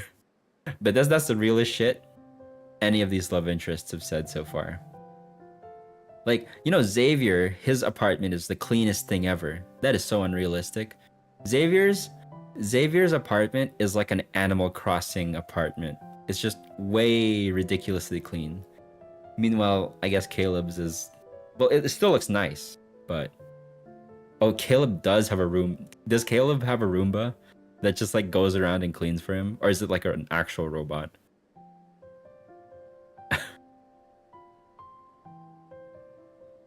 My craft room is quite dusty. Yeah. Xavier loves cleaning. Get you a man like Xavier who will just clean everything. Xavier's Xavier's room looks like a staged IKEA room. That is so true. It is like ridiculously clean. It looks like a model room. Okay. Move. Holding a few jackets he took from my luggage, he lightly nudges my foot. Only the toiletries are left. Go ahead and sort out your stuff. Oh, actually, hold on a sec. Wait, why does his shirt have a zipper on it? Wait, sorry, pause. I'm just looking at the fashion. Is this a real zipper or just design? Because, like, what's the logic behind this? Because, like, because it doesn't, like, this zipper doesn't go all the way to the top. So it's not like you're unzipping the collar to make room, right? Yeah, it's just for design. You know what? I'm not gonna judge. I'm not like the biggest aficionado with fashion. Oh, I think it goes underneath the collar, which has a button. Oh, the collar is just detachable? Oh. Okay. It's just for design. Okay, yeah, this collar threw me off. Like the fact that it does have a button so you can remove it. Okay. That makes sense. Gotcha. I was like, what the hell is going on with this outfit? Anyway. After tossing the jackets aside, he takes my finger and presses it on the door's lock. How long are you staying in Skyhaven? If you're not in a rush, why not extend your leave for a few more weeks? Aw, he wants us to stay. You know, Caleb, just say that you want us to stay with you, and you don't want to lose us again. Hunters don't get summer or winter vacations. Captain Jenna let me take some time off, but it's not because I don't have anything better to do. I almost forgot. You already graduated from Hunter School. New fingerprint entry completed. Pick a bedroom you like. How many does this place have if you're asking me to pick one? I follow Caleb into the— oh my gosh, Gat. Wait, okay, never mind. Ignore me. I follow Caleb into the living room. The house is spacious, nearly empty in fact. The decor is simple and consists of muted colors. It's devoid of life. Caleb, are you planning to live in Skyhaven? Why do you ask? Why do you ask? If I had an eye tracker right now, look. I'm just saying, it's out there for the world to see, you know? The circumference, the definition. And he's wearing tight-ass pants too, or like firm fitting. So he knows what he's doing. Remember to drink water. Anyway. Why do you... Doesn't this mean... should I invest in one? If I invest in one, it'll be the most dangerous thing ever. Actually, I probably could invest in one. But yeah. Okay. Maybe... oh my gosh, can you imagine me reacting to memories? The crazy memories with an eye tracker? Oh, we'll see if I can get it to work though. Doesn't this mean we'll be separated again? You don't want that to happen, right? You don't want it to happen. You just don't want to admit it, you tsundere. I'll be busy since I'm a hunter. I'm just giving you a heads up in case you'll miss me. After navigating through several doorways, I stumble upon a bedroom with comfortable lighting. I stop before it. Yeah. Without our wanderer-chasing hunter, we'd all be doomed.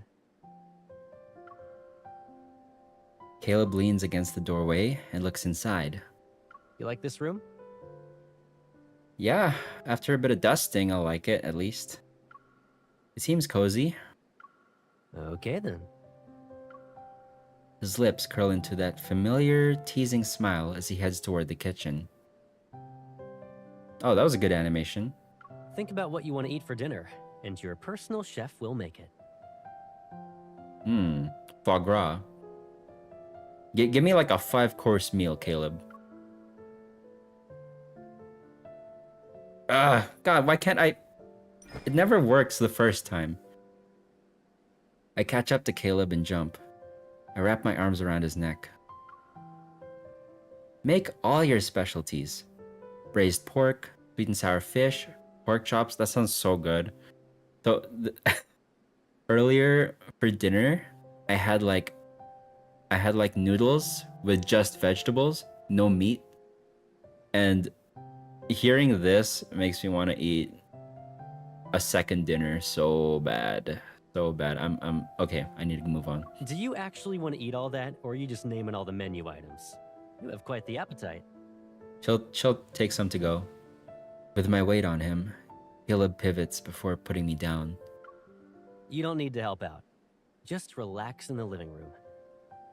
Oh yeah, just so you know, that room you claimed is mine. Oh, awkward. Intentional, maybe? Who knows? You just had toast? Oh my gosh. Like, I could never have just toast or something for dinner. That's insanity. Oh, visitation. Visitation. Let's go.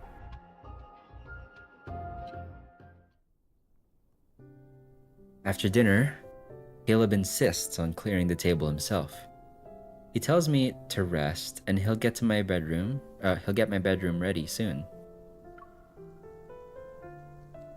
I hesitate for a moment before deciding to ask him about the explosion incident. Oh, it's lunch there? Okay. Got you. Got you. Just as I reach the terrace, thunder roars from outside. The sound alone makes me jump. Maybe it's because we're closer to the sky here.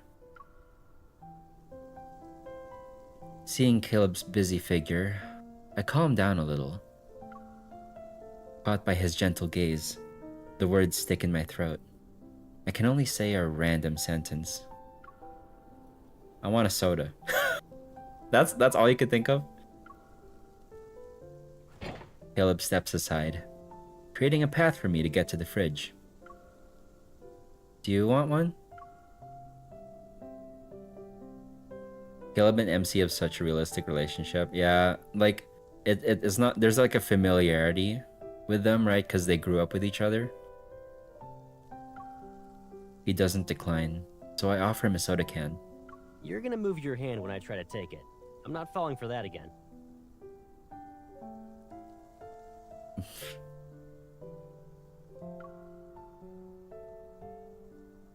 Yeah, I don't know how Caleb has energy to cook and clean after doing... He had like a full day today. Yeah, it's insane. He must have drank like 5 Red Bulls or like 5 cups of coffee at the beginning of this day. Stop acting like a baby. I'm done with those childish antics. Caleb reaches out, but I quickly move my wrist so the soda avoids his fingers. You... Unlike us normal folk, he isn't weighed down by gravity. I like that. That's a good answer. Before I can finish, the soda falls from my hand, and Caleb effortlessly catches it. Talk about immature. We toast, our cans clinking against each other. Another roar of the thunder startles me, however, I choke. Still a scaredy cat? No. Who are you calling scaredy cat? Caleb can't help but chuckle. He pats my back, and as if recalling something, he looks out of the window into the right. I thought you weren't afraid of it anymore. Wait, into the right or into the night? Into the night. Sorry, my bad. What do you mean? Caleb sets down the soda and brings up a tablet. that controls many of the house's utilities. The curtains are shut, which protects the room from the storm outside. Remember your astrophobia from when you were little? Didn't you usually hide whenever thunder rolled in? Maybe it was because thunder sounded too much like a wanderer's roar. I was still terrified of it months after the Chrono Rift catastrophe have ended. Ah, God, I can't speak today. Ended. At first, I thought you were playing hide and seek with me. But then I saw you were just frightened. You always remember the minor details. But eventually, I became immune to it. And who should we thank for that? I look up. With his eyebrows slightly raised, Caleb grins.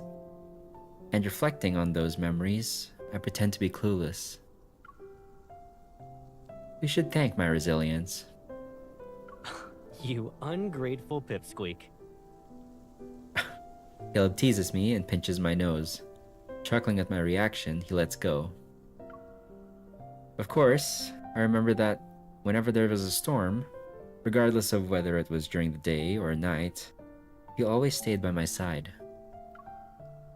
I didn't dare to fall asleep, but Caleb always covered my ears until I dozed off. The thunderstorms trapped him, the most popular kid on the block, inside the house, and so he had to seek refuge with me in various hiding places.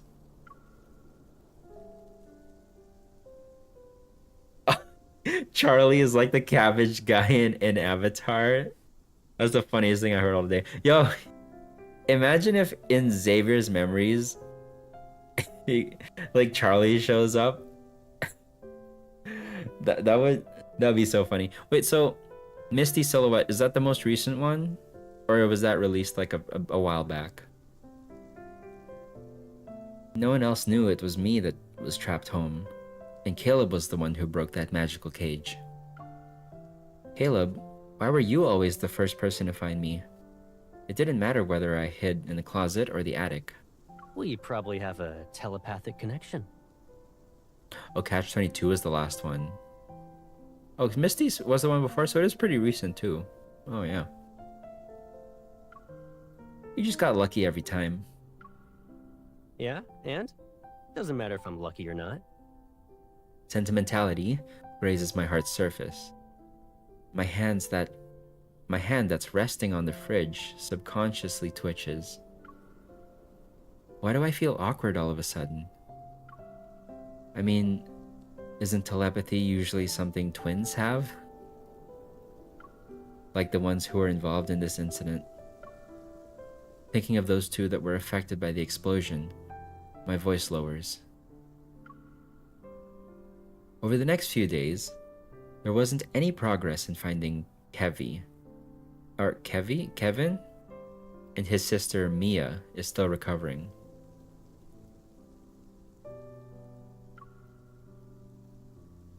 Caleb, You still want to investigate? Caleb has read my mind. I hesitate for a moment before nodding. I don't know how to pronounce this name. I'll just say like Kevi. Kevi is still missing, and I need to know if Ever is related to the explosion. If Ever is involved, there's a good chance I'll get important info that's connected to the Ether Core. Kevi might have already been marked as their target. I think it's like that, yeah? Okay, I'll stick with that. The fleet will handle it. And even if you doubt them, can't you trust me? Since you're on vacation, why not just kick back and relax in Skyhaven? Honestly, I think I'd be down for that. But Caleb... His sister must be worried sick about him right now. She probably wants to be with Kevi again. I'm already your adjutant. I promise not to cause any trouble. If anything bad happens, I'll take full responsibility. Ow! Something hits my head, but it's not a light tap or smack. Caleb has a serious expression. What are you even saying? I always have your back. Don't even think about drawing a line in the sand. Take care of yourself. Do that, and you can investigate whatever you want.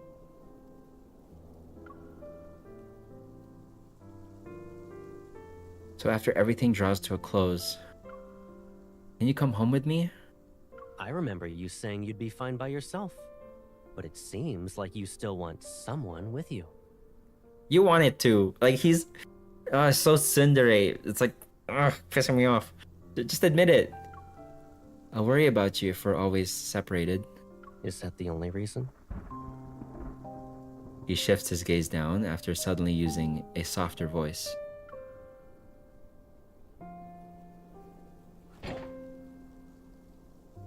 The fridge door is slightly ajar, and Caleb's hand rests on it. I'm seemingly trapped in this confined space. A cool breeze brushes against my shoulders. The faint glow of the refrigerator casts shadows in the depth of his determined, steadfast gaze. Is it just because I said I'd always be by your side? Yes. I'm just messing around. What's wrong? Cat got your tongue? Stop teasing. Feeling the tension dissipate, I pretend to be annoyed as I push him away and change the topic. Oh, there you go, hold. Move. It's so cold being in front of the fridge. If I get sick, it'll be your fault. Amused, Caleb willingly backs off. All right. I'll keep my distance. It'll be like there's an ocean between us. You stick to your side, and I'll stick to mine. Don't worry, you won't have to remind me twice.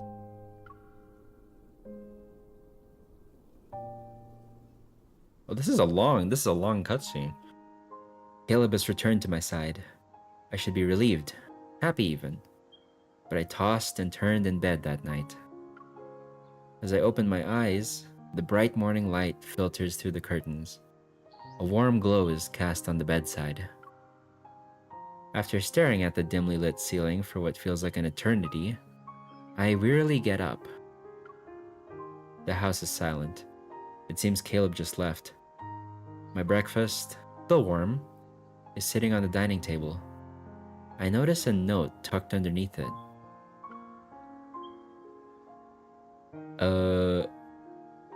Okay, I'm gonna try and do Caleb's voice, which is kind of similar to mine, so it's not gonna be that hard. Your highest priority is resting and enjoying your meal. Everything else comes second. I barely had to change my voice for that. Okay. I smile as I fold the note. When I sit down, I get a voice message.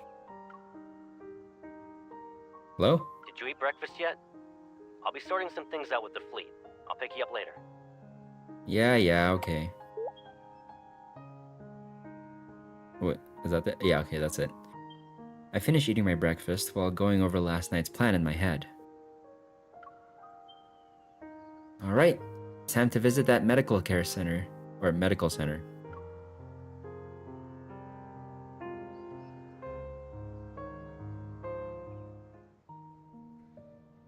Willow Medical Center, inpatient department. 9th floor, room 903, Mia. Thanks to Caleb's support, I quickly find the place where Mia is recovering in. It's been said that Kevin... Yeah, see, okay, saying Kevin, like, Kevin, feels weird to me, so I'll just say Kevy. It's been said that Kevy and Mia are very close. She's the key to finding him. I'm terribly sorry, Adjutant. The patient has just recovered from being in critical condition. Visits are prohibited unless her primary care physician authorizes it. This applies to fleet personnel as well. Could I speak to the doctor then? The nurse looks me up and down. There's a hint of suspicion in her eyes.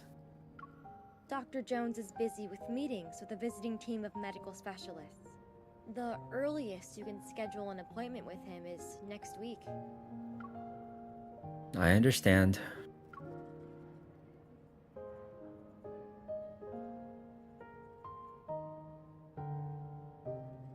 Mia is in a precarious situation right now, but with the hospital's strict security measures, her safety is guaranteed at least. I find myself walking to the elevator, and my gaze falls on the directory sign. The administrative offices are on the 16th floor. If Dr. Jones is in a meeting, he might be on this floor. Ding! The elevator doors open. While engaged in hushed conversations, several doctors step out. I guess I can only try my luck upstairs now. Just as I'm about to enter the elevator, a familiar voice cuts through my train of thought like a blade of frost. Zane? Oh, Zane! Zane, please! Yes! Yes! That's my man! Let's go! Woo, woo, woo! Zane! It feels like it's been so long since I saw Zane. And not just because I skipped his branch story to get here. My boy, our boy. Zane! Zane! Oh wait, I just said that. MC is me for real. The figure wearing a white lab coat turns around. When our gazes meet, he adjusts his glasses. Surprise flickers in his eyes. Please talk. I need to hear your ASMR voice. Is this the confidential schedule you talked about 2 weeks ago? Don't worry, I'll experience memory loss once I'm back in Lincoln. At the vending machine, Zane gets himself a latte. He gives me a bottle of pear juice.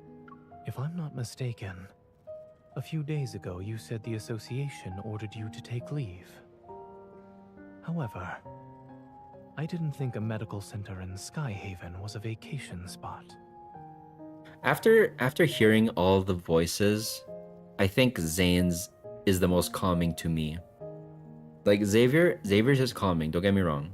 Silas is calming in a completely different way. Yeah, in a completely different spectrum, if you know what I mean. But Zane's is just like, you know what? Let me hear you narrate the entire Harry Potter story. Like, read Harry Potter to me in an audiobook. That's what I need Zane's voice actor to do. However, oh yeah, okay, yeah. Well, he slightly tilts his head back to sip his coffee and frowns because it isn't sweet enough. He scans the department signs on this floor. You don't have to explain why you're here. It's obvious.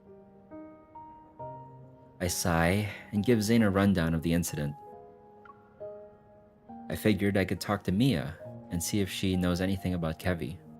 Mia is no longer in critical condition. She should be able to receive visitors. Oh, good. Do you know Mia? Her primary care physician used to be my colleague. He mentioned her during his visit. Since Mia was exposed to a metaflux explosion, I checked her heart to ensure she's all right. How is she now? Her physical recovery is going well, but she was badly shaken by the accident.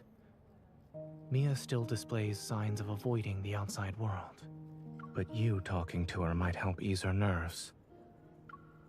If it's possible, I'd like to try. Zane taps the folder containing medical records. Then he looks at me. Give me a second. I'll ask.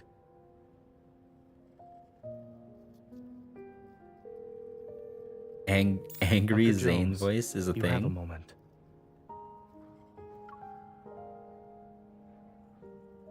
A few minutes pass. Then Zane puts his phone away. Under my hopeful gaze, his expression softens as he nods. Follow me. I'll check on Mia's condition first, and if she's all right, I'll ask her. After receiving the visitation guidelines, I take a deep breath and follow him into the hospital room.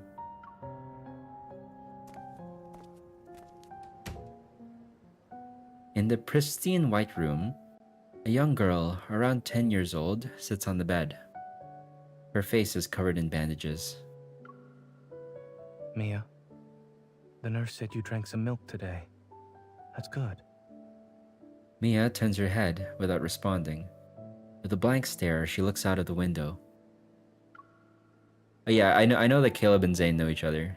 Like, I think I think Caleb mentioned Zane by name, right? In chapter 3, like before the explosion. Yeah, so they were like, they're both the MC's childhood friends. But I guess, like, I don't really think of Zane as her childhood friend, even though he is. Caleb is more like, I guess Caleb has more childhood friendy in terms of like the childhood friend trope. Caleb aligns more with that than Zane does. Okay. Oh, Catch 22 has angry Zane. Okay, I'm intrigued. You have piqued my interest right there. Zane crouches down by the bed. He gently touches Mia's elbow. Since you listened to the doctor and the nurse, it doesn't hurt as much now? The little girl slowly blinks, silently acknowledging Zane's words.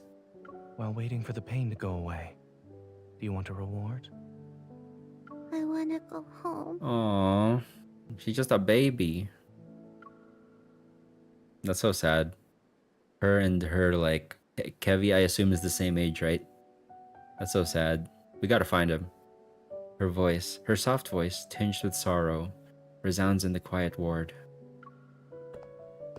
My heart feels a faint pang, as if that voice reached out to me, urging me to move closer. However, I hesitate, unsure of how to start a conversation. Seeing that Mia has noticed me, Zane speaks in an even gentler tone, which radiates reassurance. She's my friend. A skilled hunter who saved many children like you. Huh? It's unclear which of Zane's words affected her, but she slightly stirs. Hello, Mia. Zane calmly observes, stepping back only when he sees Mia doesn't flinch at my approach. Do you want to talk? Mia hesitates and nods. Relieved, Zane and I exchange looks. Zane leaves the room. On his way out, he taps my hand, silently telling me not to stay for too long. Zane is so good with kids. He should be like so I know he's a surgeon. He has what it takes to be a good pediatrician. Taking a seat beside the bed, I tenderly hold her hand. Mia, what you went through, I also experienced that. You must be really upset. Her small hand slightly twitches in response to my words. Do you miss your brother, Mia? Her empty eyes flicker with emotion. She's about to cry. Is he dead? Oh man. Oh, okay, we don't know. Her eyes are filled to the brim with tears. Don't worry, he's probably just hiding. But I always find him. I can't this time. God, this is breaking my heart. Your brother wouldn't just leave you. He probably got into a bit of trouble. Can you tell me what you saw before the explosion happened? I might be able to help. She stares at me, and just as she's about to speak, a knock interrupts us. A person wearing glasses and a dark-colored uniform enters. He has the Far Space Fleet's insignia on his armband. It seems the Colonel forgot to inform us. What brings you here, Adjutant? Yeah, her voice actress was really good. Mia kind of sounds like the English dub of Anya from Spy Family. If that's how Anya sounds in the English dub for Spy Family, that's like perfect. Yeah. I haven't actually. I've only seen the Japanese dub though. Fuck off, officer. He's ruining the moment. Yeah, can't you wait until I come out of the room, please? His scrutinizing gaze washes over me, and I look away. It seems today won't go according to plan. The Colonel has his reasons. Just do your job. I'll stop by next time to avoid any trouble. As I'm about to leave, Mia suddenly calls out to me. Miss? Oh, she retrieves a burnt dog plushie from behind her pillow. She sounds nervous when she speaks. Ah, Mia, don't... You're breaking my heart. Thank you for visiting me. Can I give you Lucia as a present? No, you keep Lucia. Lucia, is this dog plushie? No, no, that's hers. I don't want to take it. Well, maybe she... You know what? Okay, I'm never gonna turn down like a kid's like gesture of kindness. Sure.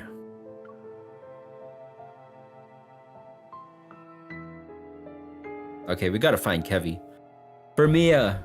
For Mia! Veiled Sanctuary. Keep it going. Cool mist rises slowly from the lawn, leaving only a shadowy outline of the hospital wing's streamlined white architecture. I squeeze the dog plushie named Lucia. I'm genuinely puzzled about what Mia's intent is. Is this just a gift? Have you made any progress? Sorry, Caleb. This is a Zane chapter now, actually. Sorry. I will not sway my loyalty. I'm loyal since day one. Zane sits down next to me. He gives me a cup that's filled with a drink. I don't know what it is, though. Is this milk tea, a health drink, or a fruit slushie? Warm water. Warm water? Oh, I guess, thank you. He calmly looks over before lowering his head. Then, he gently squeezes the dog plushie's cheek. As usual, he delivers his dry humor with a straight face. Furrowed brows, pursed lips, and a scrunched up face.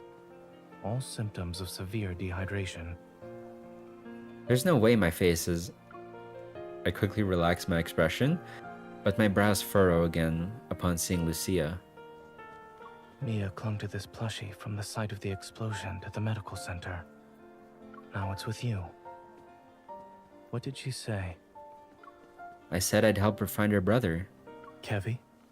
Oh yeah, no, he does call it Kevy. Okay, good. My pronunciation is correct. Zane pauses, his thoughts drifting for a moment before he shifts slightly. His tone becomes more solemn. Something or someone must be behind his disappearance. However, by getting involved, you'll have to confront people who are also searching for him. I know. While the Far Space Fleet dealt with the culprit behind the explosion, the whole thing feels too similar to what happened to me. I'm not sure, but Ever must be involved somehow. Kevy must have something they're after, or there's a secret they're desperate to keep hidden. The closer you are to the truth, the closer you are to danger. If you truly thought this through. Once they make their move, there will be a second time, and then a third. I can't just stand there and watch the same tragedy repeat itself with these two. Aside from Ever, there's another curious matter. I studied in Skyhaven and worked at Willow Medical Center for a while. As a result, I'm familiar with the general atmosphere of this place. But I've noticed how different it is from what I remember. What are you trying to say? The fleet. Oh, because of the new colonel? Back then, the fleet wielded a considerable amount of influence beneath a modest facade. They spent most of their time carrying out exploration missions in the Deepspace tunnel. A majority of the people who worked here for 7 to 8 years had never seen what their vessels looked like. This sort of large-scale operation where their forces have been deployed on the ground is unprecedented. Yeah, new management. If there's another reason, even if there's another reason behind the fleet's large-scale operation, with so little information available to me, it's hard to determine their role in this incident. I'll keep a close eye on the situation, but for now, I need to find Kevy as soon as possible. He's been missing for a while now and could be in danger. Zane nods and looks up at the dark clouds in the sky. Did you find any leads? It's been a week since the explosion. The fleet must have searched through every nook and cranny of the explosion site and the surrounding area. If they can't find him, Kevy must have either been taken away by someone or hiding in an even more secluded place. While the latter seems unlikely, I look at Lucia's big, wide eyes. Did Mia give me a clue? Let me take a look. I give Lucia to Zane. He scrutinizes it for a moment before tugging its charred tail. There's a burst of static before a voice crackles from the plushie. Where are you hiding? What the hell? I'm done playing. Well, what? What the hell happened? It had a hologram in it? Mia, you're so Oh, that's silly. Kevy. I'm in our secret base. But we said not to hide in the secret base. You're cheating. Noticing my surprised gaze, Zane places Lucia back onto my lap and strokes its head. I've seen similar toys with sick children. I knew it was a smart move to turn to a doctor. I carefully pull Lucia's tail and listen to the conversation again. Then I realize something. Maybe Kevy hasn't been taken away. He might be hiding in... Oh, is this secret base his hiding place? I turn back to look at Zane and speak. Don't. I'm tired of hearing that. I'll buy you dessert. Seal ice cream on me. When we're back in Lincoln, I'll buy you the latest item on Maltosio's dessert menu. What am I talking about? I suddenly recall how Zane had taken several consecutive days off after returning from Chanxia. It's something he rarely does. You've already used up some of your vacation time. Will you be busy later? I can get the dessert to go and give it to you at the hospital instead. This is the first time I've heard of someone inviting another out for dinner by using a complaint. I'm afraid I'll bother you when you're busy. Zane slowly leans back, studies me for a moment, and then reaches for the cup of warm water. His expression remains indiscernible. I suppose what you need isn't water, but something that's more than lukewarm. What do you mean? Noticing my confusion, Zane slightly tilts his head and responds with a smile that carries amusement and resignation. We both have to deal with challenges, one after another. If we want to see each other, then there will be moments like this where we can sit together, no matter how hectic things get. So much for it being Caleb's story branch. Yeah, this is Zane hijacked this branch for real. He lifts Lucia's head, and the plushie stares at me with its dewy black eyes. Once you help Mia, take some time to think about what you'd like to eat with me.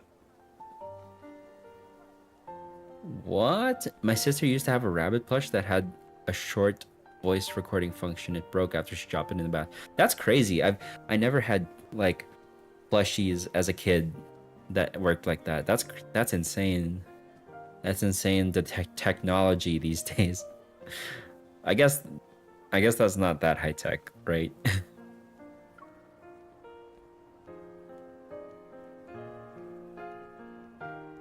Oh my gosh, it's still going. This is long. Following the explosion, the Far Space Fleet uses Wanderers as their reason for sealing off the area and evacuating all residents within a 2-kilometer radius. Maybe the week-long search has led them to believe Kevy is no longer in this neighborhood. No fleet soldiers are stationed here tonight.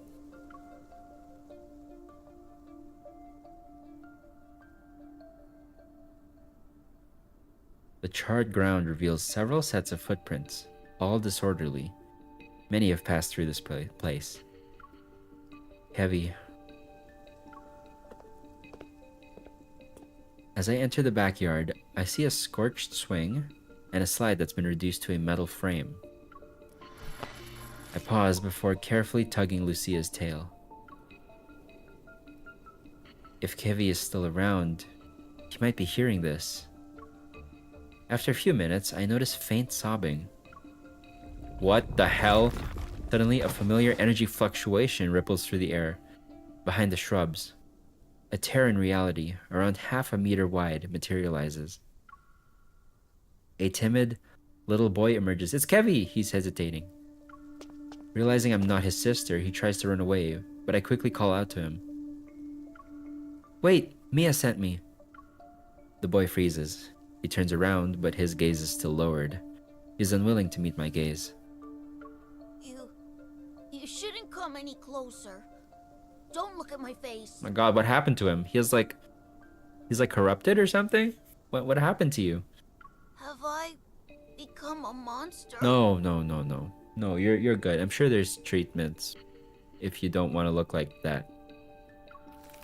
Granulated crystals seem to be growing around his eye sockets, almost engulfing his whole face.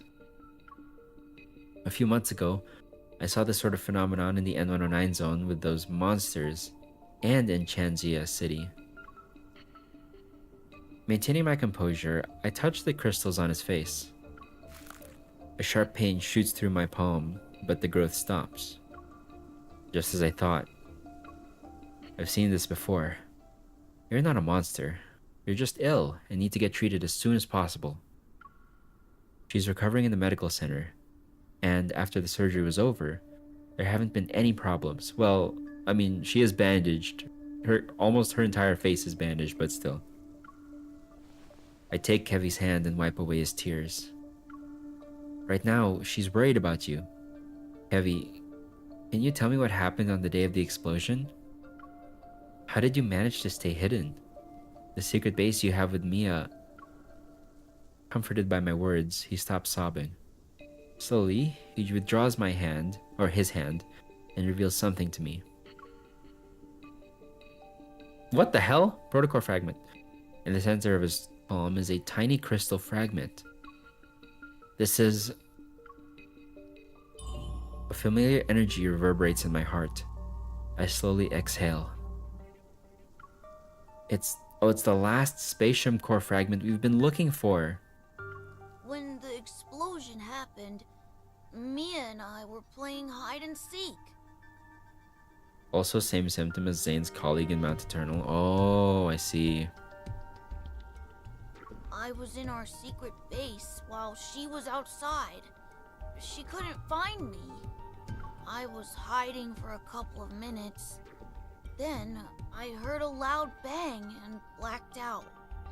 I was protected by this thing that Mom and Dad left.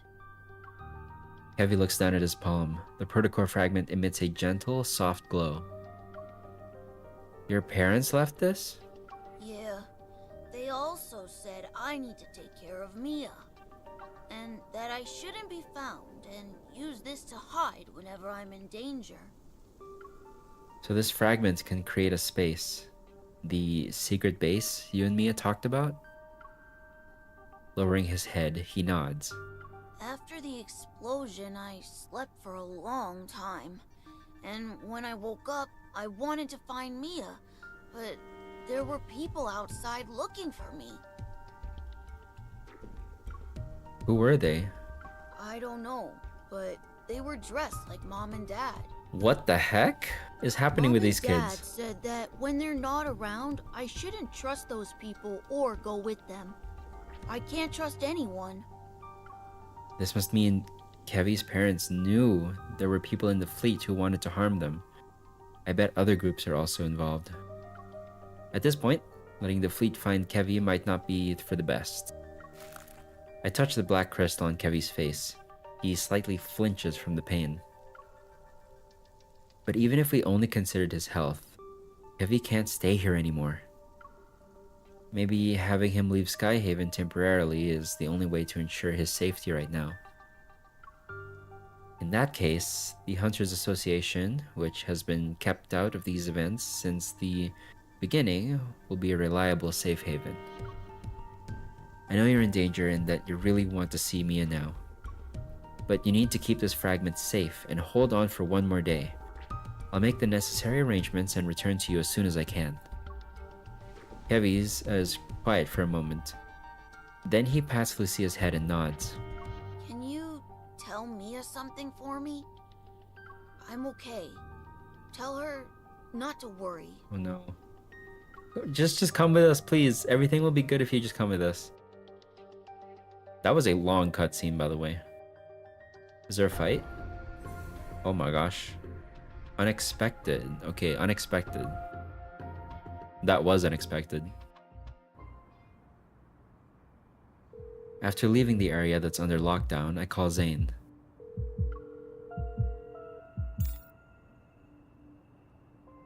Zane! Don't rush. Speak slowly. Did you find Kevy? When his voice comes through the phone, it's almost as if a warm hand is soothing my troubled mind. Yes, he has a spatium core fragment. He's been using its power to hide himself. He's also infected with something that involves those black crystals, but his condition seems slightly better than what we saw with the patient at Chanzia Hospital. In Chanzia Hospital, Zane and I arrived at a preliminary conclusion. The ether core's power doesn't cause transformations like this.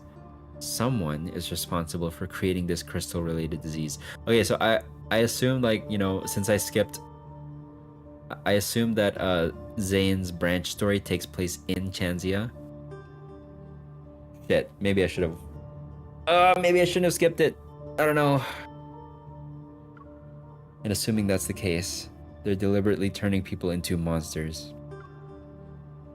After I reveal this conclusion we never really discussed before, the other end of the line is silent for a few minutes. Now you're good? Okay. Sorry getting on. I love these. It's okay, you'll get to it eventually. Yeah, I'll get to it eventually. So it's only a matter of time. It's just... I didn't really miss that much, I guess. We'll see once I get to it. A few years ago, I witnessed something similar. That person was my friend. Recalling my conversation with Zane in the Arctic, a guess forms in my mind. Was it the one who died in Mount Eternal? It couldn't be because... Yes.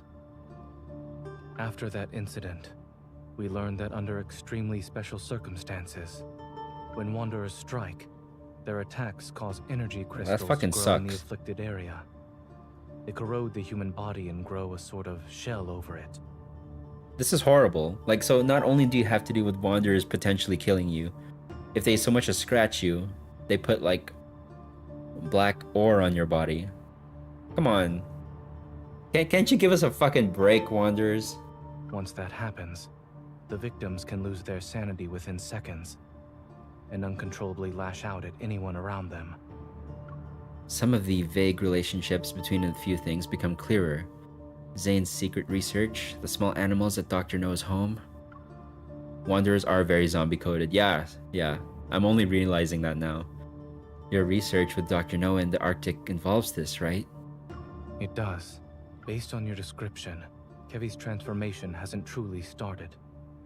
But it's hard to say if we should delay our attempts to treat it. I have a feeling that if he stays in Skyhaven, something unpredictable and grave will happen. I'll find a way to transfer him to Oxo Hospital and ask Dr. Noah to come back. I was just about to ask about that. When can you pick up Kevy? The hospital can't reach his guardians, which could be a problem. I'll have everything arranged by tomorrow night at the latest. Then I'll bring Kevy to you at that time. There's one more thing. A necessary reminder, so to speak. He pauses before lowering his voice. Since Kevy has an ether core fragment, it's possible Ever will keep looking for him. Shit, well, come on, Ever. I hate that. Ugh.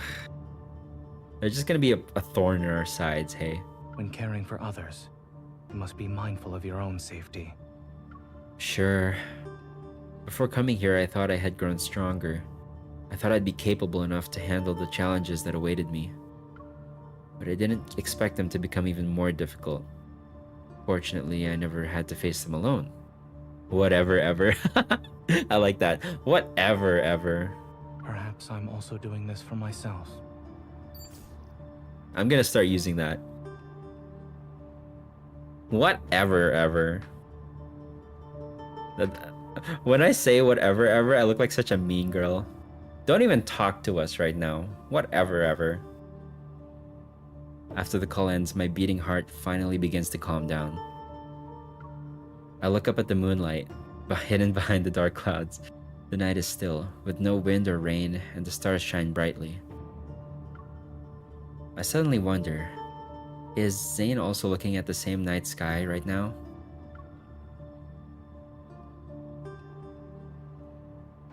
Damn. You can't sit with us ever. Yeah, see? Yeah, that's what I'm talking about. The lieutenant's appearance at the medical center today means the fleet is keeping Mia under close surveillance. I need to avoid them if I want to bring Kevy there.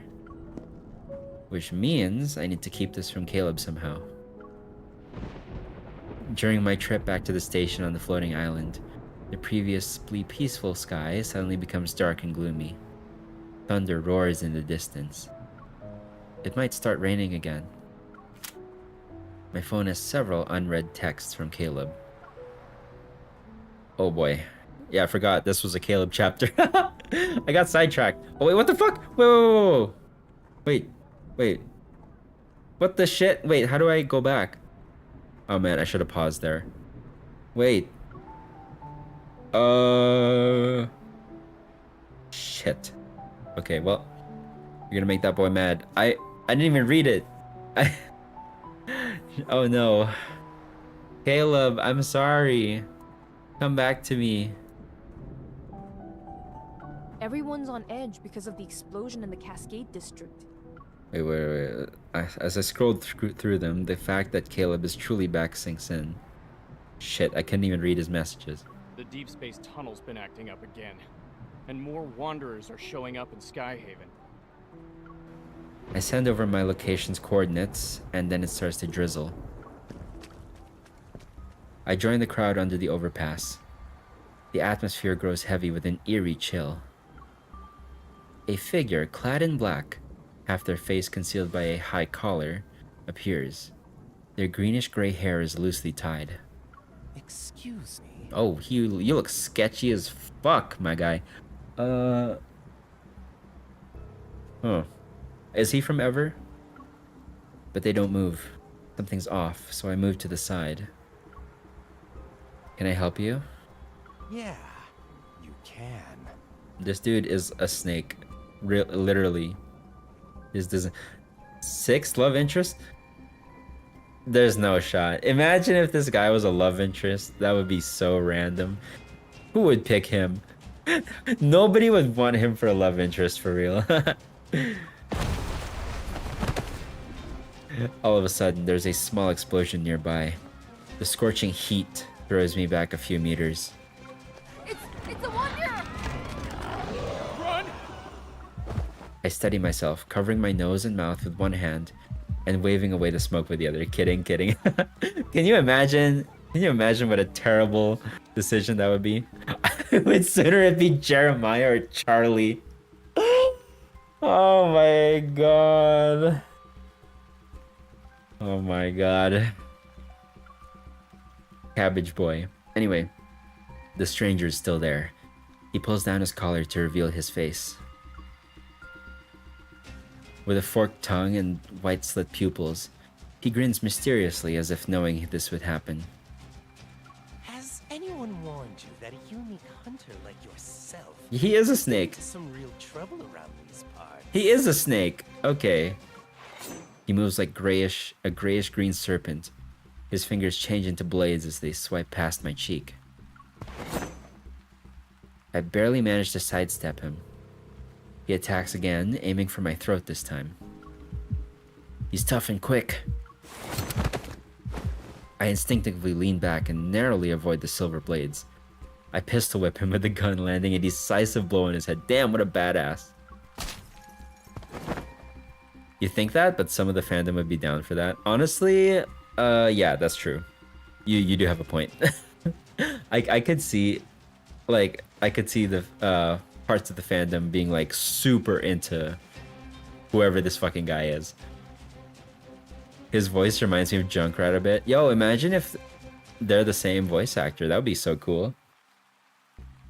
Hearing that satisfying sound, I know I did a good job. I turn around. From the broke remains, wires and metal bits burst out along with a bunch of tiny bolts. You're annoying. I can't hear anything now.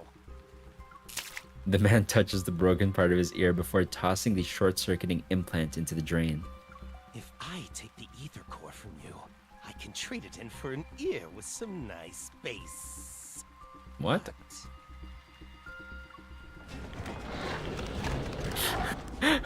Why did they draw him so hot? Waste of potential. Okay, we found the person who would be into that.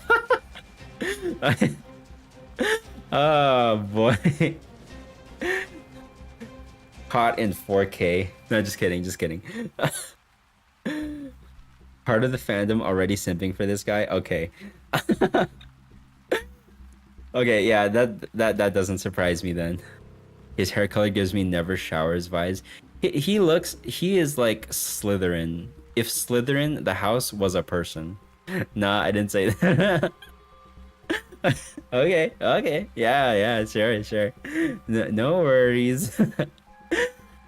No worry. Okay, the scattered electrical equipment is sucked into a metaflex surge as it spawns several strange-looking wanderers. Oh, let them have some fun.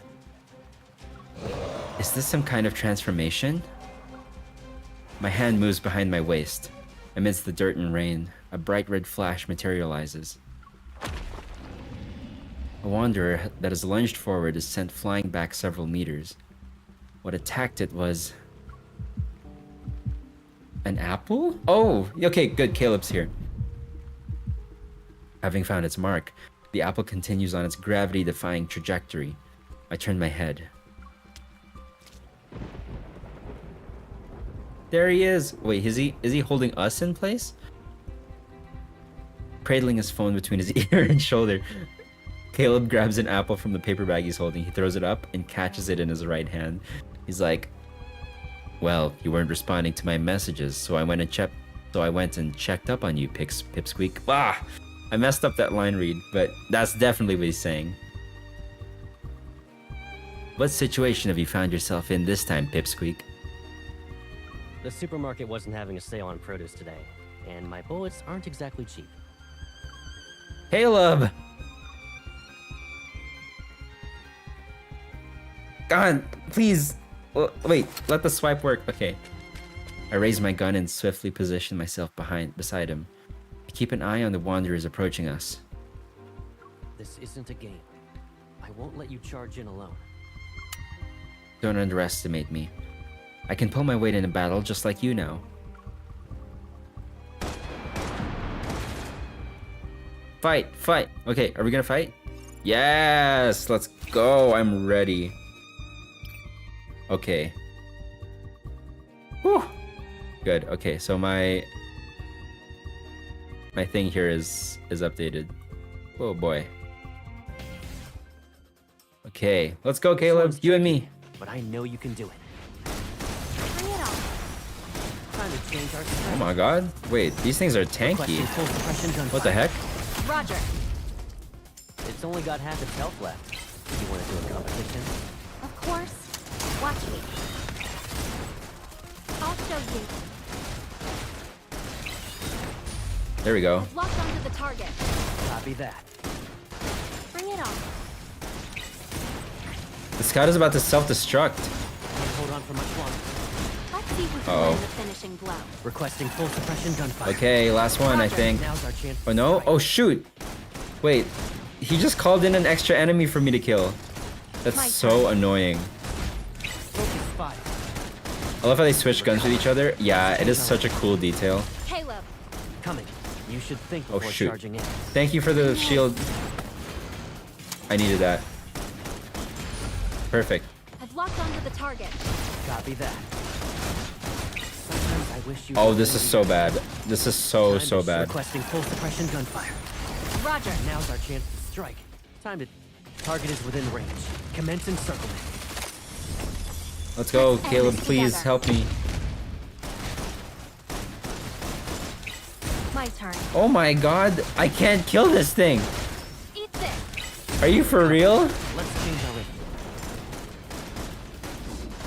Why is it so tanky? Copy that. I'm level 15. You can't break her. Requesting full suppression gunfire. Roger. Now's our chance to strike. I haven't seen base scope in a while. Why? What the fuck is going on? Time to change our strategy. My turn. It recovered. Let's change our rhythm. I'm never gonna get through this. Sometimes I wish you'd let me be your shield. Requesting full suppression gunfire. Please. Roger. Now's our chance to Please, strike. Caleb. I've locked onto the Caleb, target. please kill this Copy thing. that. Bring it on. You can't break the connection. No, Caleb. We're not gonna win.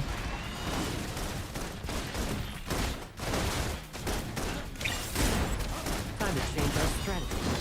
Requesting full suppression gunfire. Okay. Roger. Maybe with this. Target is with Caleb. coming. My turn. I'll show you. Still no? It recovered. Let's change our rhythm. What the Change in tactics. fuck is going on? Oh my god. Okay, finally.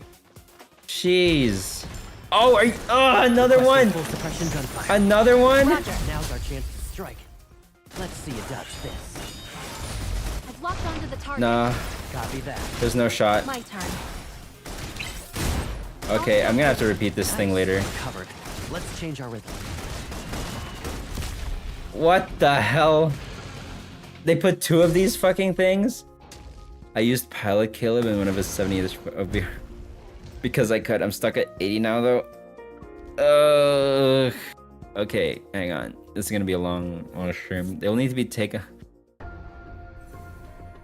I need to kill this thing. So okay, I need to kill the enemies at the beginning. Like 100%. I can't even edit and level these guys up, god.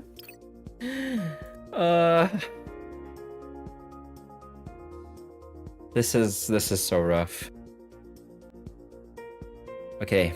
Kill every single one at the beginning. A small test. It's nothing we can't handle. Caleb. Requesting full suppression gunfire. Roger. I'm getting the hang of it. I'll deal the fatal blow. Lock in. Bring it on. You won't escape. Nice. Let's see you dodge this. Requesting full suppression gunfire. Oh shit. Roger. I don't think I'll be able to kill this guy. Coming. Oh wait, yes! Yes! Is Yes, the I did target up it! for an attack? Fuck you! You can't break. I saved so much time just now.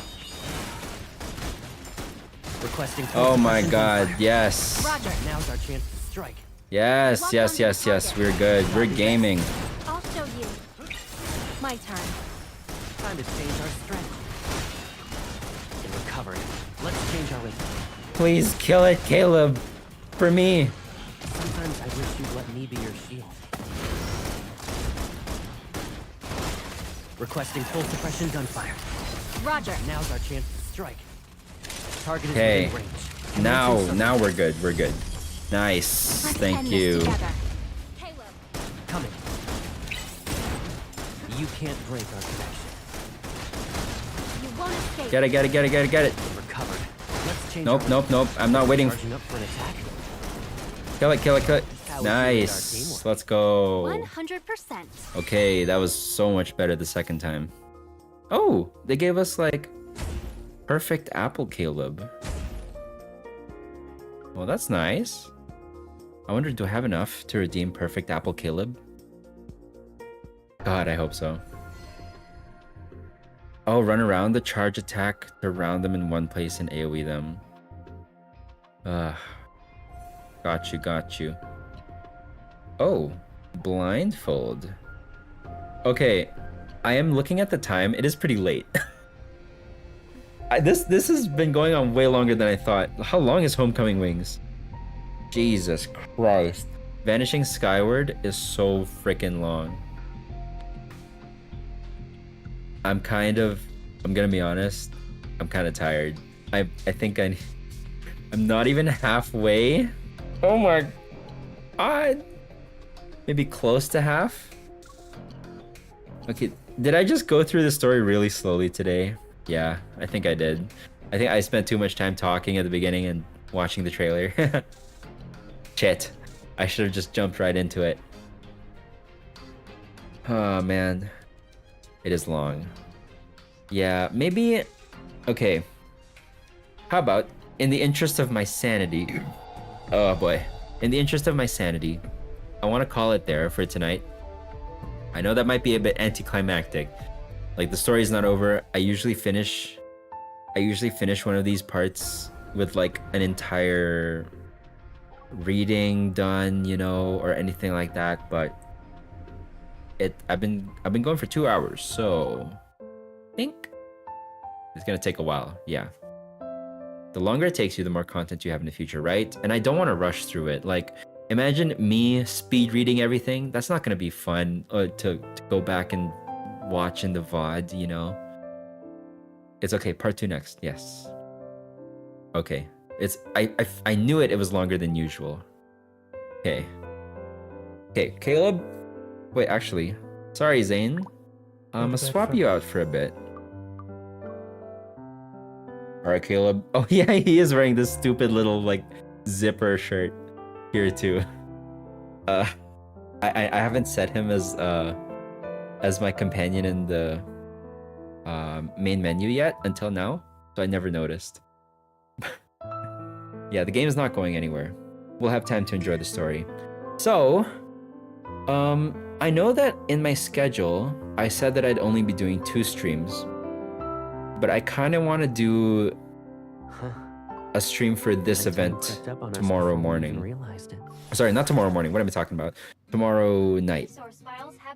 So I'm gonna make like a quick stream setup for that, and then I'll schedule it for tomorrow. So tomorrow will be the spring event. Huh.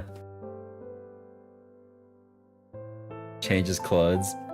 Yeah, I could change his clothes, but the stupid little sweater is kind of growing on me, not gonna lie. Yeah. Tune in for tomorrow if you have the time. If you don't, no problemo. It's all good. The VOD's gonna be here, whether you want it to or not. Nighttime crept up on us before we even realized. And I do want to wish. Like, I have such a big stash here, but tomorrow will be the time that I do any wishing. So this is gonna tempt me so bad. I like, look at this Zane outfit. It's so good. Oh boy. My urge to click the belt. I need to go back and watch the rest of Silas's. Hey, don't worry about it, you know. The VOD's always there. With all these parts that I'm doing, I treat it like a Let's Play. You know, Let's Plays used to be a thing like a decade or so ago in YouTube. So I just go get them all in. Oh, you got them all in 210 pulls? That's really good. That's really good, right? Because pity is 150. Wait, what's 210 here? Okay, you get to choose here. So you get to choose one of 200. So that means you got 4 of them at least in 210. That's crazy.